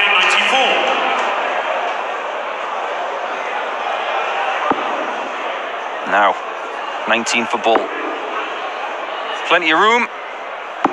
69. Ooh, so close. Now, can Webster get this done? He should do, although will his troubles come back to haunt him? No, he won't. They stay well and truly away, and Webster's back in business and back on terms at 4 apiece. And he just said, read his lips there, should have gone 54. Well, James, I disagree with you. Disagree. I think you did the right thing. You guaranteed yourself a shot at the ball. If you'd went to 54, you might not have had a shot at all. You always say that, when you miss, when you hit it, you don't think about what you could have done or should have done. He had a shot, he missed, Darren took, simple as that. 140. Raymond van Barneveld used to say that on shots like 94, you shouldn't go bullseye because professional dart players should be able to hit a treble out of one of the first 2 darts at least. And I see that point. However, right now, it's not about the setting up, it's about the scoring, and Darren Webster has got back into this game and absolutely thundered forward. This is just the perfect illustration of the way darts is played and the scoring mechanism in place, and the fact that Webster is on the verge of a 5-4 lead, despite the fact that Wade is averaging 107.4. It's just the perfect illustration of how dramatic it can be, just because of the way the match can ebb and flow. Double 8 then. Yeah, it's there. And I'm going to go and find an open window to throw the averages out of, because they are quite irrelevant right now, because Webster has stuck at the task and he's been hit with the kitchen sink. Now, as someone who is very accustomed to demolishing things, he could well demolish James Wade's chances in this German Darts Championship. I mean, that is a phenomenal game of darts. Look at the quality of Webster. Nothing over 15, and 4 of the 5 that he's won have been under 15. They make very, very good reading, don't they? Especially for Darren Webster right now. And look at this. It's another 180, and he may well wrap it up here and now. He's got a little bit of a cushion. Wade needs to find a response. It's not looking very likely that we're going to see that final of Adrian, Lewis and James, because James is on the ropes and Darren is still swinging. Oh, that was a good last start, you know. Darren Webster made the quarterfinals in Risa last September. That run to the quarterfinals really did stand out in a sea of second round and in particular third round defeats. But Webster is on the verge of the last 8 once again. He's 36 away. He needs double 9 for a 6-4 win. And James Wade will come back. He might not get another dart to double in the match. 104. Wade, he loves this. Bingo! His favourite finish, 104. That is a fact. I'm not making that up. He loves that number. Typical James Wade, that. But Webster might well have the final say. What a match. What's Wade got left in the tank? He's got plenty. And if Darren slips up, Wade will be there. Darren Webster has had 2 match darts. They have passed him by. But a ton 80 and a ton 40 gets himself in position on his throw. Wade needs to come again. Much the scoring has been out of the ordinary. Wade doing very little wrong, but needs Webster to miss. 65. That's okay. But if James can get himself a nice 140 here, needs the ton. For me, needs the ton. 65. Now, he's left 156. Webster under pressure to an extent, but you'd rather be in his shoes right now. You would rather be in Darren Webster's shoes. That's 3 missed match darts. Overcompensation on the double 18 because the last one was short. 156 isn't going to go. And we talked about that game at the World Championship where Webster missed darts. Is it going to happen again, or will it be his time? Webster, this time, with his 4th match dart, pulls off an absolutely astonishing.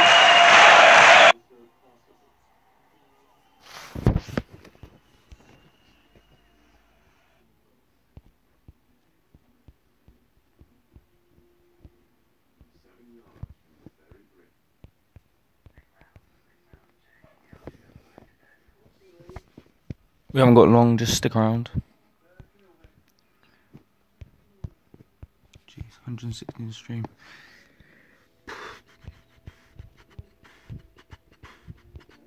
I'm just looking for the stream now. it won't have to be. We won't have to wait long. I don't think.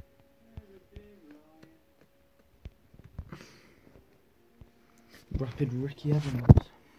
Max probably yes, but I'm not sure. Hopefully. Yep, he did. Agreed. Jeez, he's got 20 views already. Ooh.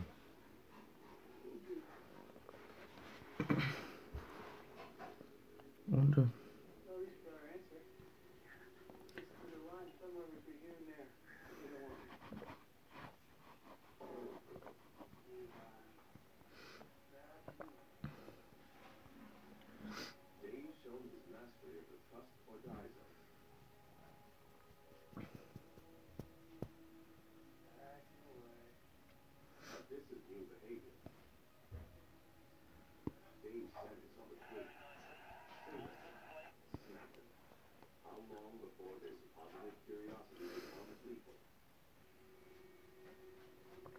I'll try Max.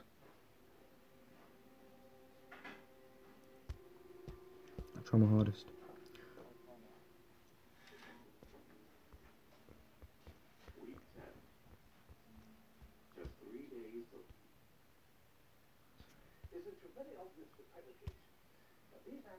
Just got to wait a bit now.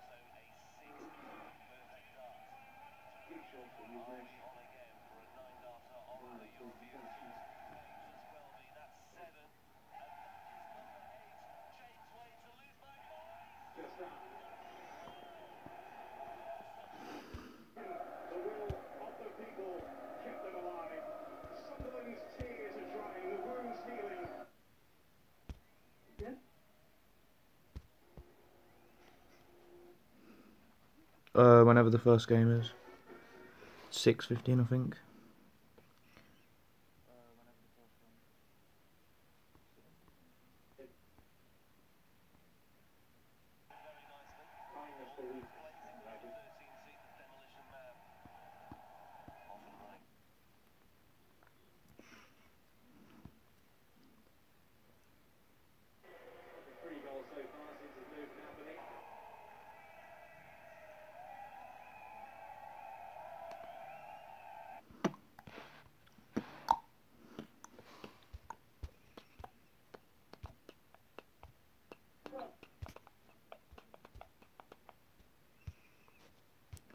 I'm trying to refresh it. Reaching out, touching you.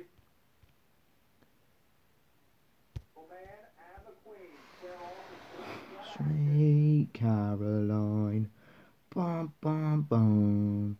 Good times never been so good. So good, so good.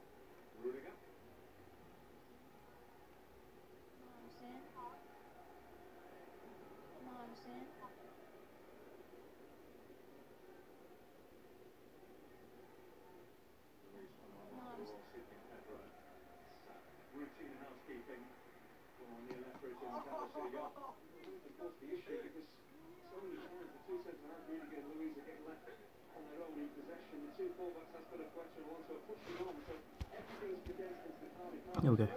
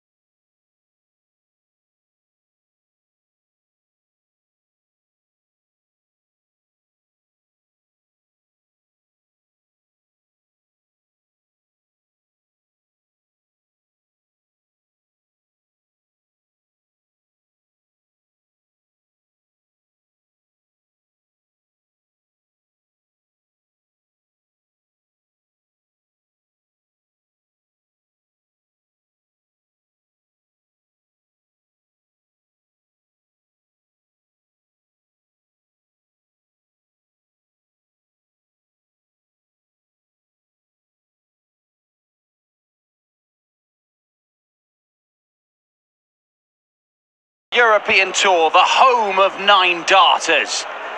2 in the space of 7 days. As James Wade joins the list, a 16th 9 darter PC starts 2019, if something is correct.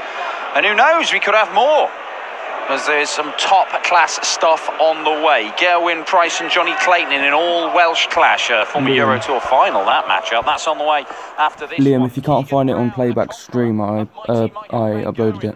Takes on the lethal biscuit, James Wilson, in the final game Yeah, of the afternoon. But right now, it's a former world master and the fastest player in the world. If Ricky Evans chucks a 9 darter in here, it'll be the quickest 9 darter you ever did see. That's a fact. He's already taken out Mensur Suljovic and Robert Thornton. Mervin King has beaten Diogo Portello and Dave Chisnell. One of them will make quarterfinals to take on Darren Webster. And Paul Nicholson is alongside me, Dan Dawson, to call this one in. Yeah, and the new walk-on song for Ricky seems to have been greeted with some pleasure by the fans. Game on. And in a strange twist of fate, in qualifying, Mervyn King beat Eddie Dootson. 60. I think Merv played all right last night against Chizzy, especially in the first 4 legs. It was unreal, the first 4 legs, although he 99. did say at the end of that match, Merv, he felt he was lucky to be 4-0 up. And there was an element of luck, but Chizzy missed doubles in the first 2 legs, but only the end of massive combination finishes. I think, and I'll say this with all honesty, some of the things that Merv says you have to take with a pinch of salt. Yes, that's true. Because he lives in a bubble 134. of massive expectation. Yes, that is true. But it did look like the fabled Mervyn King 95. A-game for a little while, and then he kind of stumbled over the line in the end. He was in a spot of bother late last night against Dave Chisnell. But he ended with an average in the mid-90s. It was respectable, but it was very good from Ricky Evans against Mensur Suljovic. Averaged more than 96, which I know is not much more than Merv, but the thing is, it was consistent, and Mensur was doing his best to slow that game down, and Ricky at the end of the match said, I don't care, it just gives me a bit more time to concentrate on my own stuff. 100. I think that would be a good walk-on song. Baby I Don't Care by Transvision Vamp. Have a think about that, Ricky. Mervyn, you require 124. Well, he has had many walk-on tunes, Ricky. Treble 18 leaves ball. Not going to happen. 92. So to hold his throw in the opening leg, Ricky Evans, Pro Tour finalist already this year, Euro Tour finalist last year, and 1-0 up in this one, double 16 is pinned. Can you imagine, Dan, going to Blackpool, to Winter Gardens? Yes. And you can imagine that. Yes. That's good. Because this scenario I'm going to implant in your brain in advance. Okay. One of Ricky Evans walking onto the stage with black lace booming. I think that's very Blackpool. 85. Oh, they'd lap that up, wouldn't they? They would love it. Well, Ricky Evans, all set for Blackpool. A debut at the World Match Play by virtue of his performances last year and this year so far. He really has taken some big steps forward in his career over the last 12 months. 125. Started seeing him do things that he'd not done before last year. We'd seen him make Pro Tour finals before. I mean, not many, but it happened. He'd have a day where he's good. What he started to do last year was have a good day and then follow it with another good day and then have another good day. He made back-to-back quarter-finals on the Pro Tour for the first time in his career last year. The Euro Tour final was a first for him. He's followed that up this year. Look, it's all going in the right direction. And ironically, for the fastest player in the game, it's taken him a long while to get to this stage because he's been playing darts for a long while, Ricky. Now, you probably know more than me about this, but these new darts of his, it's taken a bit of time for him to get used to them, right? Well, I mean, he says they are new, and he was using them in practice while still using the old darts. But I mean, the old darts were absolutely battered and worn away and all sorts. As Merv, wow, I really thought he should stay on the treble 20 there. It looked a really inviting line. I'm surprised because you get that 48, that flights in the way of tops, the way he looks at it, and I don't mind that from Ricky there. I think that was very Michael Smith-esque, but very smart. He didn't get a shot at a double, but it was the right thing to do. And ultimately, Merv does equalise. Well, Merv, obviously, he's not in the Premier League this year, but he has stayed over in Germany since being in Leverkusen last week. He's been staying in Bremen for the last few days and then travelled to Hildesheim. We're in Hildesheim, aren't we? Yeah, that's right. I kept thinking of Sindelfingen. We're in Hildesheim. Travelled to, I was going to say it again, Hildesheim on Thursday to get ready for what's proved to be a half-decent weekend. But we talked about match play spots. Merv's is in jeopardy. So I can't remember the last time he wasn't in it. It could well be 2006 maybe, or 2007. It's a long time ago. Well, a lot of the time, of course, Mervyn King had been a player in the top 16, so going there as one of the seeded players. But the last time he wasn't at the match play, well, he's been in it every year since 2006. Tops then for Ricky. 36. Well, Merv has not turned up in this leg, whereas Ricky has. Quite the distance between the two. 97. Ricky required 20. For the lead again then. Double 10, not a problem. You mentioned his new darts, and yeah, I mean, they're not dissimilar from the old set he was made. It's always. And what was it like when you got your first sort of contract with a darts manufacturer and they made you your darts? What darts did you use before? Was it Priestley darts? Wadey darts. Wadey darts, that was it. So you've been using these darts for quite a while, I would imagine, and then you get a darts manufacturer and go, we're going to make however you want. That must feel good, doesn't it? It did feel pretty special, and I got my signature etched on them and things like that. It all feels great. Ultimately, the darts that were made were pretty much exactly the same with different coloured rings. And I was playing so well at the time, I didn't want that to change. So, yes, I went to my own set, but there was nothing different about them. The same weight distribution, they were exactly the same length, same width, same feel. So I didn't have that massive transition to a new set of darts. And I think that's what Ricky's looking for, because the old set were antique. Yeah, and like, I mean, he was in the same situation as Rob Cross. Rob Cross had been using these darts since he was a teenager, and they were so worn away. There was 2.5 grams difference between the heaviest dart and the lightest dart, which is, I mean, that's just mental. 140. I mean, you know, it's perhaps not surprised that he got these new darts and he started winning things. Like Surely. the worlds. Oh, you livid with that. That was a great guide. Now looking at the 18s then. There's a great shot for double 8. Back up to the top right. 62. Just deviated a little bit. He thought that might have snuck in, but it didn't. And Ricky's ready to pounce to get the lead by 2 legs. 16. He can't do it. Mervin, you require 8. Well, he was able to take out the 48 in the first leg, but he can't take out here. Would have given him a bit of breathing space. Game shot the 4th Merv leg. levels. Mervin King. 5th leg Ricky 2 from first. Game on. What tournament are you looking forward to most this year, Dan? Considering the form horses. Well, I have to say, I'm getting. I mean, look, there are loads, obviously, and the match play is very exciting. We could see some new faces at the match play for the first time. Ricky Evans, I think he's going to be one of them. But I have to say, I'm really looking forward to the World Cup because I think it does look really interesting this year. I've got no idea whether that Dutch team will have Barney in it, but the English team No, it's not, because he's of Michael retired Smith fully. and Rob What's Cross he on about? looks fantastic. The Polish team looks good. The German team looks good. Yeah, I agree. After last year, it was a blockbuster of a World Cup. And I'm really looking forward to that as well.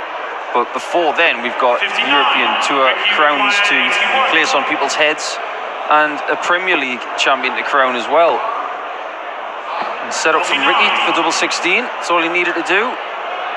And I think the Premier League has got a few twists and turns left. I think it's been a fabulous Premier League so far. It's just so tight, isn't it? I mean, obviously Barney has dropped out of it now, but anybody in the remaining 8 has got a chance, and Merv has got a chance in this leg, but now he hasn't, because Ricky Evans does pin the double 16 for a 13 darter. It is 5 legs, all on throw. Ricky is undoubtedly the stronger player right now, but he has not made a decisive strike in this game as yet. 140. Another question needs to be asked as well. He had a walk-on song that was then 96. hijacked by Dieter Hedman, and then he had a walk-on song that was hijacked by world women's champion Mikuru Suzuki. So which top-level lady dart player is now going to hijack Black Lace? 100. Everything happens in threes, especially in darts. I don't know, but maybe there'll be someone will turn up at the come through the World Championship qualifier, and it happens she's called Lindsay Conga. And then that's a natural fit. It could be someone like Corinne Hammond, Fallon Sherrick, or maybe one of the new breed of Japanese superstars who comes over and says, "Oh, I actually like that."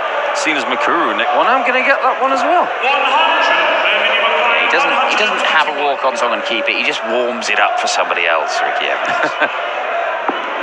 Oh, that's a lovely dart. Treble 13. And Healy is up this time. This is a cagey match with sneaky quality, and he could be going very long in this one. 180 number 3 for Rapid Ricky. Sorry, 4 for Rapid Ricky Evans. And it gives him a chance. The pressure is applied, and the pressure is just shrugged off by Mervyn King. And you're getting the feeling in this one that Ricky, he's the better player, but it only takes one slip, and we saw that from MVG last night, where he was averaging 113 for a lot of the game against Keegan Brown, but he had one leg where he wasn't able to hold throw, and Keegan made him pay. 99. Well, in the game against Sulevic, Ricky Evans had not a brilliant start, and then all of a sudden he found some comfort in the middle of the game and started to reel off leg after leg after leg.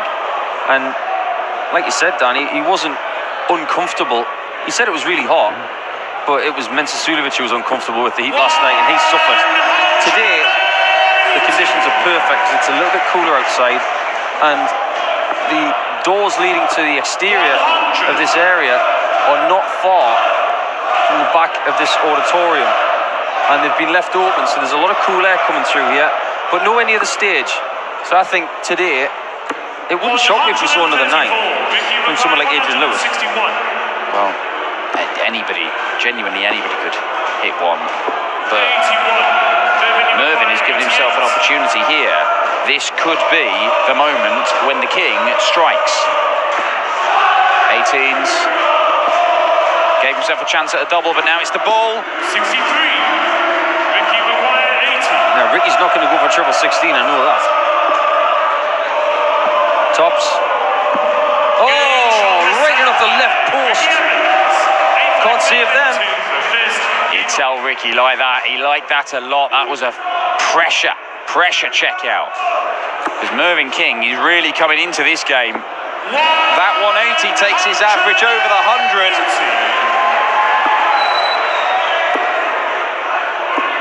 Ricky's actually, like, one of the new things that Ricky's got, he's got the new darts, he's had them for a while, and obviously now he's using them.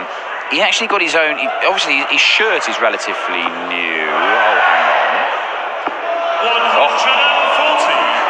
5 perfect darts, but no more. He's actually got his own Ricky Evans flights now, but he's actually not using them. I don't know why. He likes yellow, doesn't he? He's a big fan of yellow. Yeah. He's no Dave Chisnell, but he does like a tinge of the daffodil. 105. Oh, fabulous leg of darts from Mervyn King, making it very, very difficult to break him. Ricky will get a shot. Yes, he will get a shot at 170 if this does not go.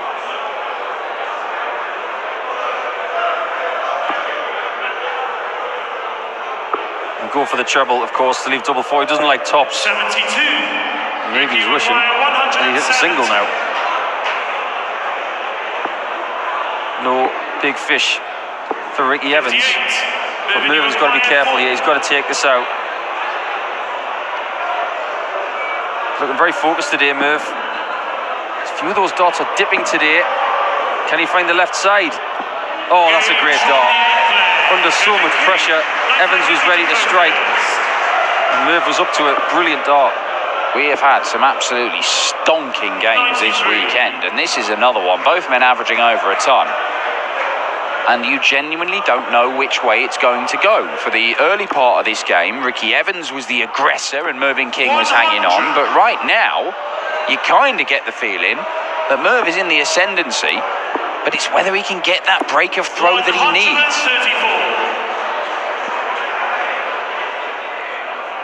You haven't had Ricky Evans on speed darts on the dart show yet, have you? We went and filmed with him the other day, actually. You're not going to let the cat out of the bag? No. Good lad. Have to watch the dart show for that one. Oh, that's a great visit from Ricky Evans. It is 5 maximums from Rapid Ricky. Look, this is really good from Ricky Evans. It's 100 average.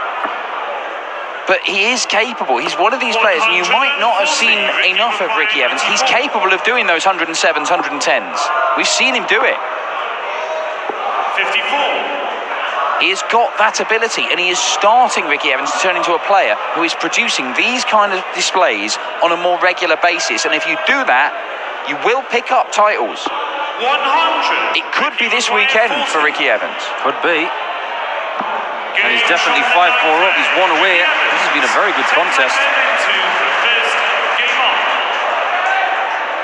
I wonder how many people in the Burton Latimer area of Northamptonshire are tuning in to watch this. I know that that area of England is very proud of Ricky. He's everybody's friend. He's not the friend of Mervyn King right now, the way he's scoring. Wow.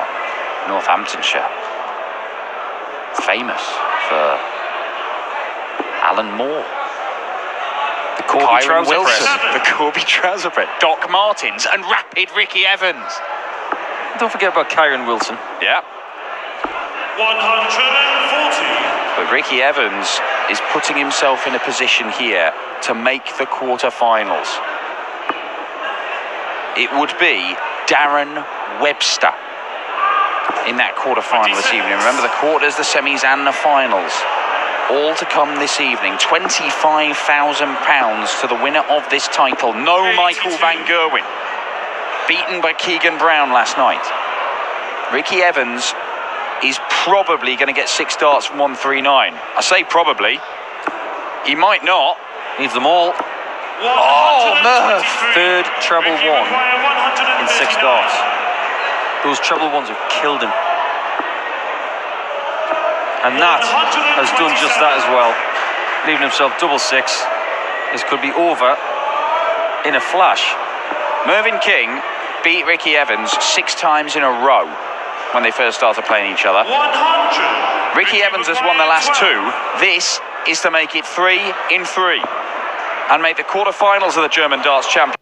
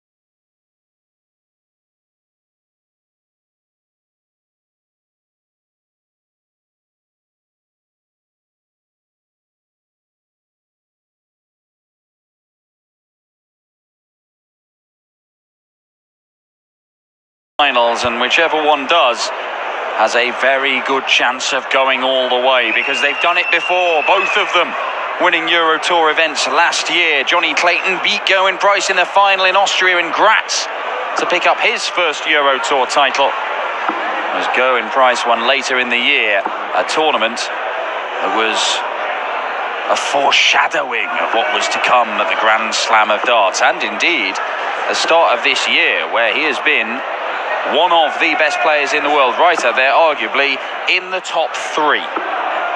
Certainly in the averages, certainly in the titles. He's picked up 2 of them, and he should have beaten Michael van Gerwen last week, and who knows, had he done so, he might have gone and claimed the title there. Can he put things right? There's no MVG in the field. One of these boys makes the last 8 to face either Keegan Brown or James Wilson. That'll be the final game of this afternoon session in the 3rd round. It is the Iceman and the Ferret. And Rob Malarkey joins me in the commentary box for it. Yeah, and you've got to say this is a real opportunity for whoever comes through this one. Going to throw first. Game on. They'll be well aware of how the draw is shaping up, and they will see this as a really good opportunity in both cases to pick up a 2nd European Tour title. Gerwyn Price reaching this stage of the tournament with a 6-2 win over Mark Dudbridge. Dudbridge told him to bring his A game, he brought his C game, and that was enough, said Gerwyn Price. And Jonny Clayton overcoming Simon Stevenson by the same score as well. But certainly Gerwyn Price, well, both players have had good starts to the year. Price, well documented, of course, his success at the end of last year in reaching the Grand Slam final and beating Gary Anderson in it as well. A UK Open semi-finalist this year as well. A quarter-finalist last weekend in Leverkusen. Top of the tree in the Players' Championship order of merit right now. Jonny Clayton as well. 2 semi-finals and a quarter-final on the Pro Tour this year. These 2 players are in good shape and they're in great nick. And it's Jonny Clayton looking at a 180. Tops. Can't produce it. Gezi Price, and Clayton could end up going double-double himself here. Depends where this first dart lands. Now it's double-double, it has to be, surely. Surely, Ferret. Ferret your way into the double 18?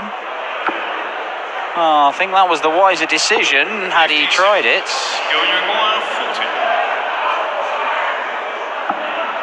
And Price steps up and takes out double 20.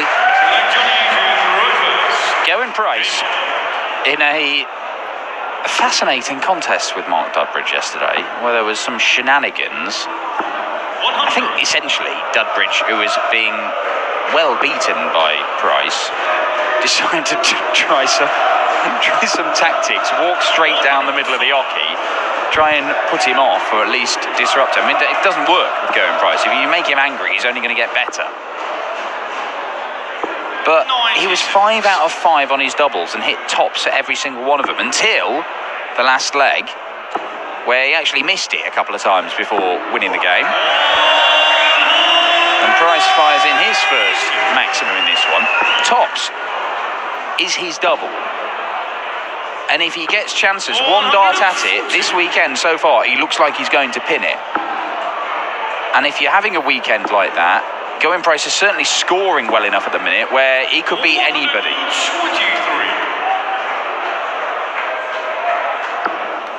Yeah, he said he brought his C game against Mark Dudbridge. I think that was just to get back at Dudbridge. I think it was a bit more than a C game. He played very well on his doubles, as he said. That average 95.55. I'd probably give it a B more than anything. Double 18 for Price. Good marker. Does not even get close to it. Jonny Clayton, treble 18. Now single 20. Now double 16. 54. Yeah, somewhere inside that wire, and Price returns looking at double 18. And Price leads 2-0. Early break for the Iceman. Jonny Clayton's won both previous meetings on the European Tour, by the way. You mentioned that final in Graz last year. Why is it whenever I say Graz, I want to say Graz? Well, yes. Rossbray delivery. But they also met in the 2nd round of the European Darts Trophy a few years ago. And it was Clayton who came out on top that day, 6-3.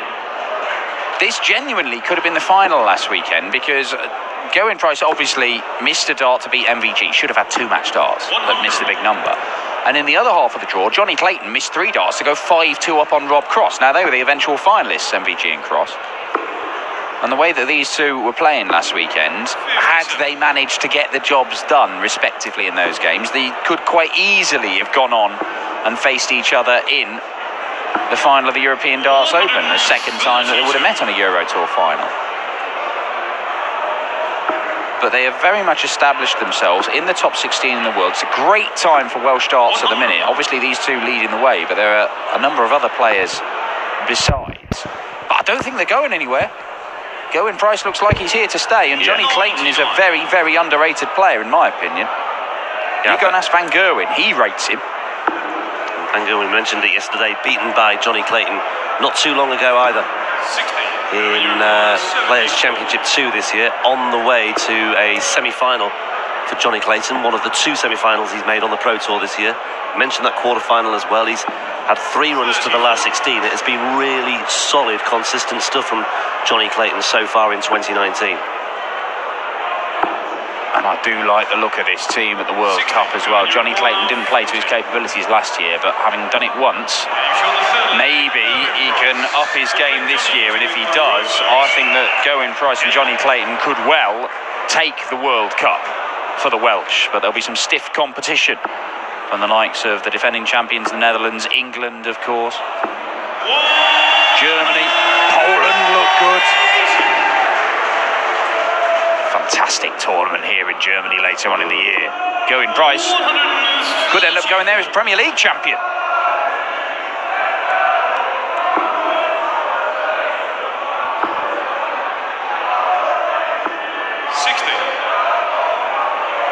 Made his first TV final of his career 2 years ago when he played Peter Wright at the UK Open. But he's certainly got a taste for it now. And the Premier League season has been a good one so far for him. And it could get better.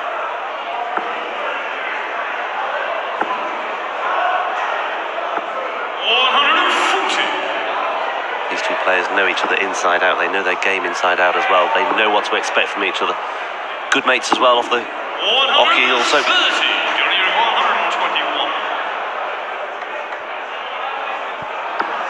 Ferret. Double 14. 93. He is not missing by much, but he is missing. And if Gerwyn Price hits, it's 4-0. Tops again. Talked about it yesterday. It's unerring accuracy once more on tops from Gerwyn Price. He just looks so comfortable when he steps up for that one. Just almost sense that he's going to take it out. 13, 13, 16, 12. Gerwyn Price is averaging 111. Sorry, it's down to 108. My computer's got a bit of a lag on it, but 122 first 9. 109 almost. Where are you, all those people that said a few months ago Gerwyn Price only wins things because he puts players off? Oh, he's not that good. Nonsense. Absolute nonsense.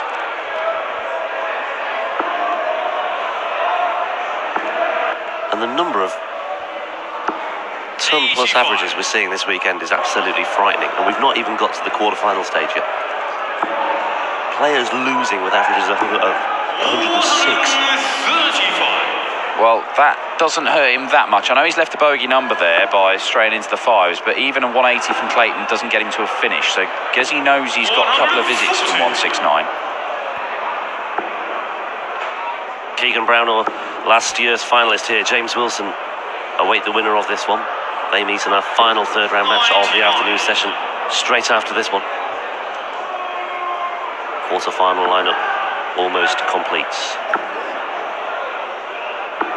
125. Adrian Lewis averaged 110 nearly in winning earlier against Joe Cullen.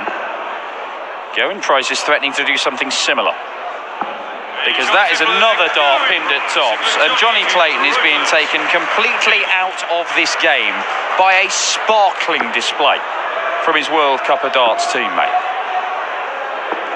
He's averaging 100, Jonny Clayton. He's only been allowed 2 darts at double. This is ridiculous. 13-13, 16-12 and a 15 darter for Gerwyn Price. The average still very, very healthy indeed.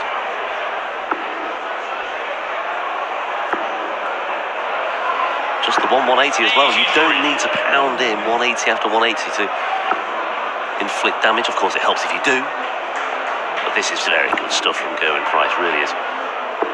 Just consistent scoring, consistently strong scoring.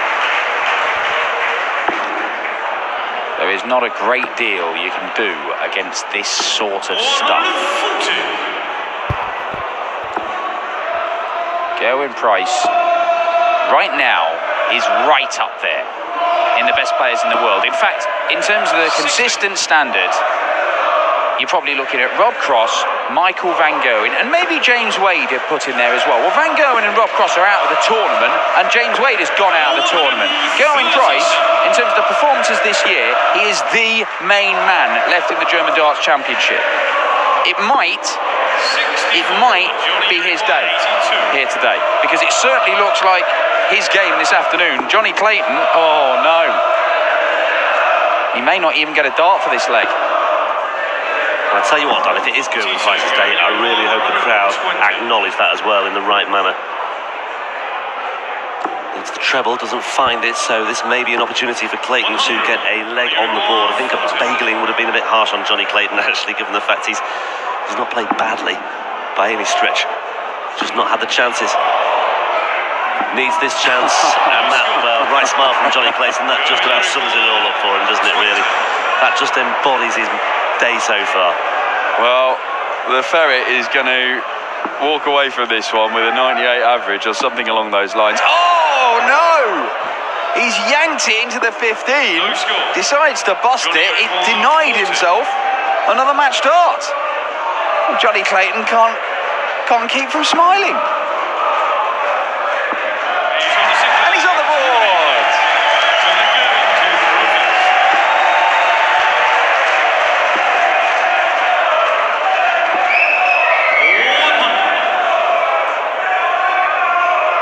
Missed match starts for Gerwyn Price.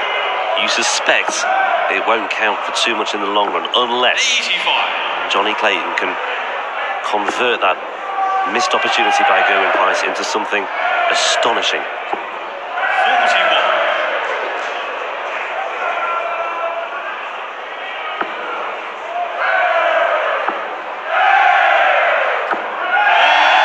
And maybe, just maybe, it sparks him into a bit more life.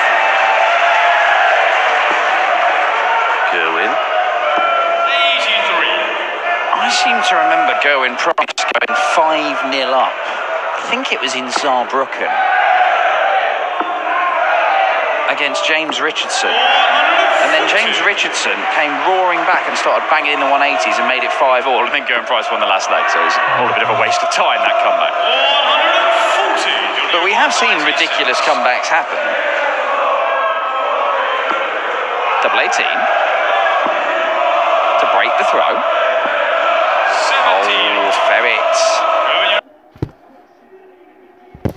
Oh, I hate that it cuts the last dart off, I'm not going to lie, but that means he's going Price just 161. Sorry about that.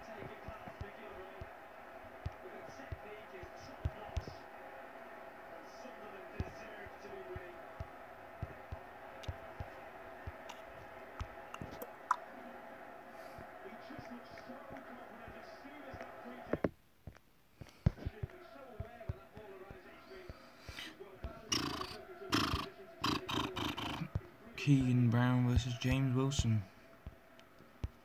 Just waiting for the next stream. I can't believe I haven't been copyrighted yet.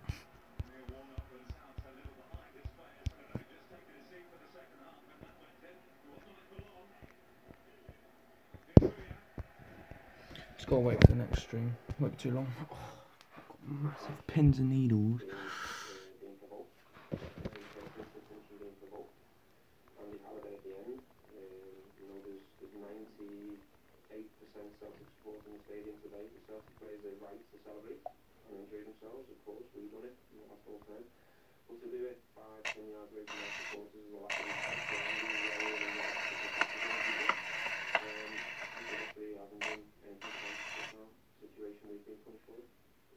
Andy Hardy's been given a second yellow, so it's a red card as well. So is that another push? Does that make it a double whammy then? Maybe that's deserved, but only if the guy who's antagonised it all from the beginning is punished as well. We'll accept that punishment if we deserve to be punished, but normally the reaction comes from being provoked, and it's important that both sides get punished. Was that a kettle? Was that your fucking laugh? Yeah, that's fucking bad. That's a shit now. You feel that you have to get in your players' minds to make sure that they don't get provoked or they try not to react. So any sports player, in any game, we've hurt ourselves badly this season by lack of discipline, and that continues to happen, so I have to stand down on it more heavy, and I'll give the players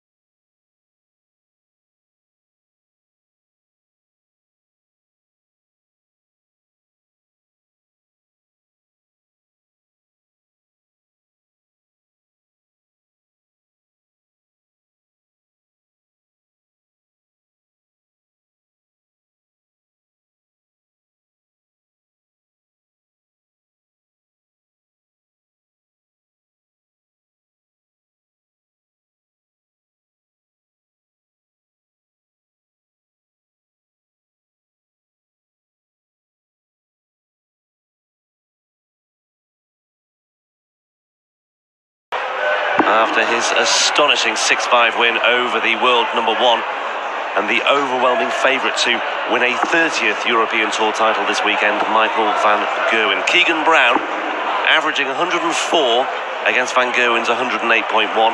6 from 6 on his finishing. And the dream is very much alive. Not the only 6-5 win he's had this weekend as well. Nadaz Razma put to the sword by the same score in the first round that he played, the first round match that he played on Friday. And maybe, just maybe, things are falling into place for Keegan Brown. But he's got another tough assignment on his hands today as well. Arguably, a very altogether tougher assignment, because having done seemingly the hard work by beating Michael van Gerwen, there is expectation on the shoulders of Keegan Brown.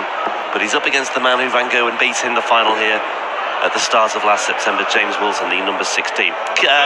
Paul Nicholson alongside me, Rob Malarkey, for the final third round match of the afternoon session. Brown against Wilson for the right to play Gerwyn Price in the last 8. Yes, intriguing, because all of a sudden there is a little bit of pressure on Keegan to perform. And what pressure? Well, I take it all back. I really take it all back. He's clearly well up for this. So I'm going to go on to my next point, which I was going to say for the next leg, which is something I was talking to Richard Ashdown, one of our backstage folk, yesterday, about number 1s in the BDO switching to the PDC and who's done it. And I may have to stop talking. I may have to start talking again. People who have been number 1 in the BDO rankings who are then switched over and how they've done. So the list goes like this: Richie Burnett, Steve Beaton, Raymond van Barneveld, Mervin King, Mark Webster, Gary Anderson, Stephen Bunting, Glenn Durrant and Mark McGeaney, and James Wilson. Now, 1, 2, 3, 4 of those guys were number 1 when they switched over. That was Barneveld, Gary Anderson, Bunting and Durrant, of course. But it shouldn't be forgotten that James Wilson was ranked number 1 and has done very well in the PDC since, but hasn't won a title. But Keegan has got a look in his eyes today, one of supreme confidence, and he hasn't missed a dart in this match at double. Starting with an 11 darter, or maybe it could be Keegan's day, because he has got a title in the bank. 5 perfect darts, an 11 dart leg. 1 from 1 on his checkouts, an average of 151 at the moment. Keegan Brown means business, off and running. When he was in the pink. Always in the pink. One thing that's changed this year is he's almost stubborn with his stems and flights for years. And he didn't want to change colours, but then all of a sudden he put together a colour combination of his stems and flights, and you may think that this is really trivial. This is important to Keegan. He's found a flight that he really likes the look of, one that works, and a stem that works. And now the darts are going in a little bit more direct, and there's no wobble when they go in the board. He had a real problem 3 or 4 years ago of darts falling out the board. That doesn't seem to happen anymore. 55. And it's not the only pink thing in the Brown household on the Isle of Wight. Enlighten me. He didn't see the social media post from his other half, Roz. All of their appliances in their kitchen are pink. My goodness. I am not telling lies. Well, Wow. Keegan, can you get the big fish? That's a no. Excellent. Are there Second flamingos prize in there as well? Oh no. I bet there's a flamingo in that house. Must be. Not a real one. Well, Peter Manley's got a flamingo. He bought it from a Chinese restaurant in Germany on tour about 10 years ago. Genuine. €200 it cost him. He's missed a dart at double 8. Just 2 darts. Could be costly in the second leg. Well, that's very, very uncharacteristic as far as Keegan Brown's weekend in the main is concerned, especially if you bear in mind his performance yesterday.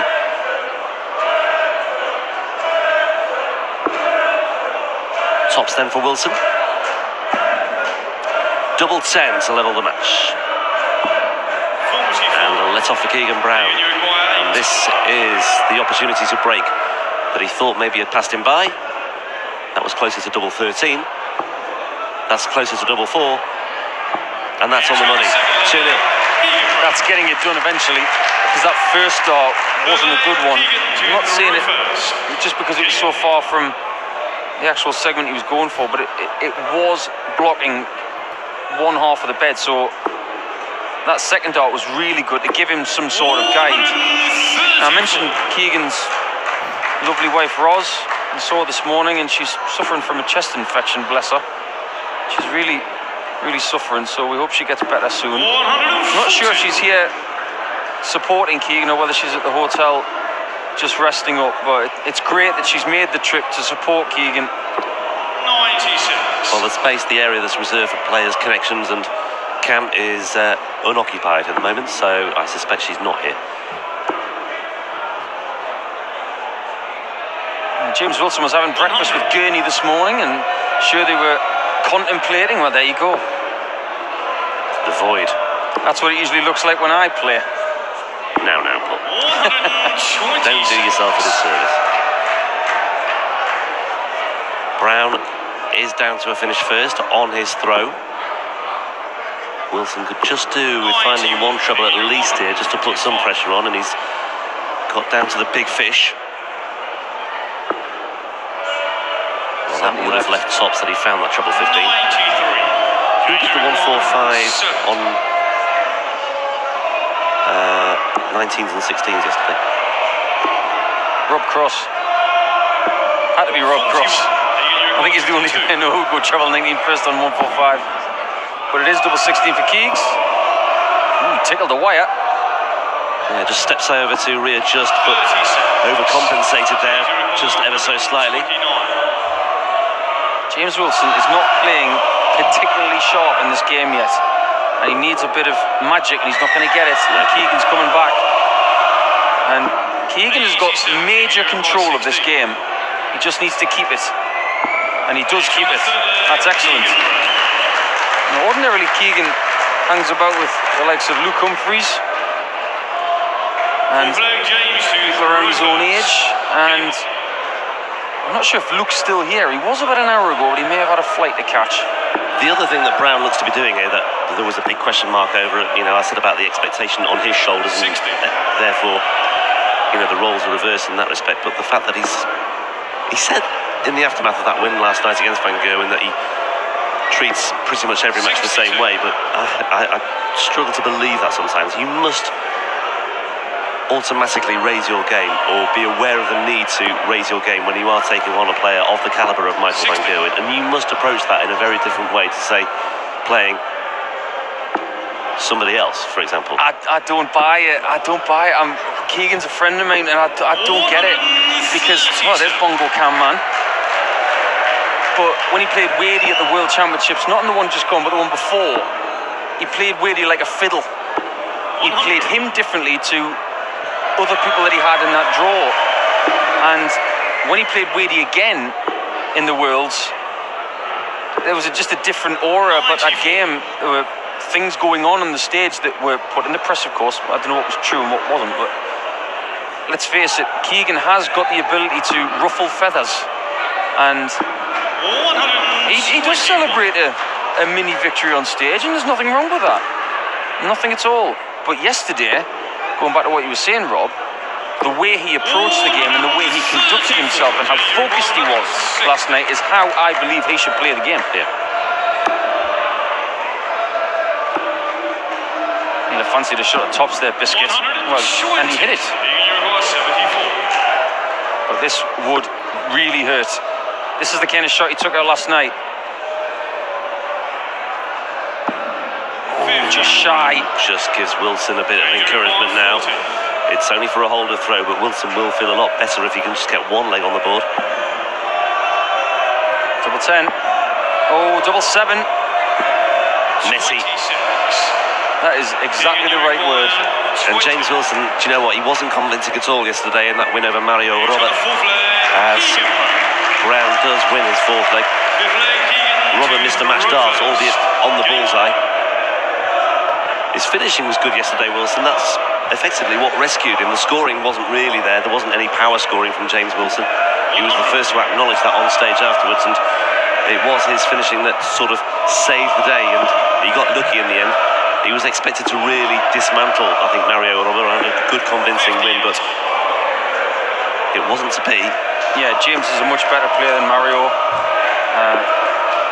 No disrespect to Mario whatsoever, but James has accomplished more in the game and done more recently, so he was expected to win that match. I think Mario put up a very good fight, but in this game it says to me that maybe James Wilson hasn't had enough matches this year to really get sharp, and Keegan has had a few more, has had a better start to 2019, and 100 average for Keegan says that he is in very good touch today as well as yesterday. That first nine's very healthy as well. Yeah, he's in good shape here, Keegan Brown. He likes this time of year, actually, because it was in the second European Tour event of last year that he made the quarterfinals. It wasn't this tournament, but it was the German darts Grand Prix, where he made the last 8. Second Euro Tour event of last year. Lost to Van Gerwen in the quarterfinals 6-0. Then lost to Jermaine Wattamina 6-0 in his very next match on the European Tour at the German Open. Seems to come up against a lot of Dutch players, doesn't he? Well, treble 19. He's puzzled by that one. Maybe that came out of the hand wrong. He's not having to be as sharp as yesterday, but he's putting enough pressure on James Wilson. And it's not looking good for Biscuit right now. 81, Keegan, you require 52. Single 20. And double 16 for 5-0. Well, there you go. And he's in the same position that Gezi Price was in the last game, which I found puzzling because Jonny Clayton has been playing very well this season, and the winner of this one will play Gezi Price, who you, Rob, fancy for Yeah, this. I really do. I mean, the thing about Price is just setting up all these opportunities to finish on double 20, and he's taking them out. Alarming accuracy on double 20 yesterday, 5 out of 6 on double 20 today, and he finished with top stops as well.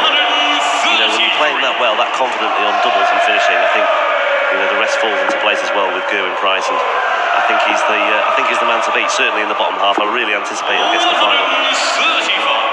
Although others will have plenty to say about that. Well, he'll definitely be the favourite to get to the final because of, you know, he's higher ranked than Keegan, than James Wilson, than Ricky Evans and Darren Webster, so he will be the favourite, and he won't mind that.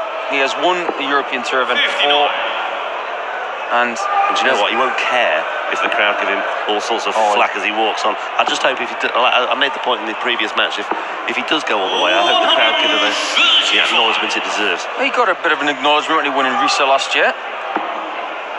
I think he's good for the game, even if you don't like him. That was pre-Gary Anderson, though, wasn't it? It was.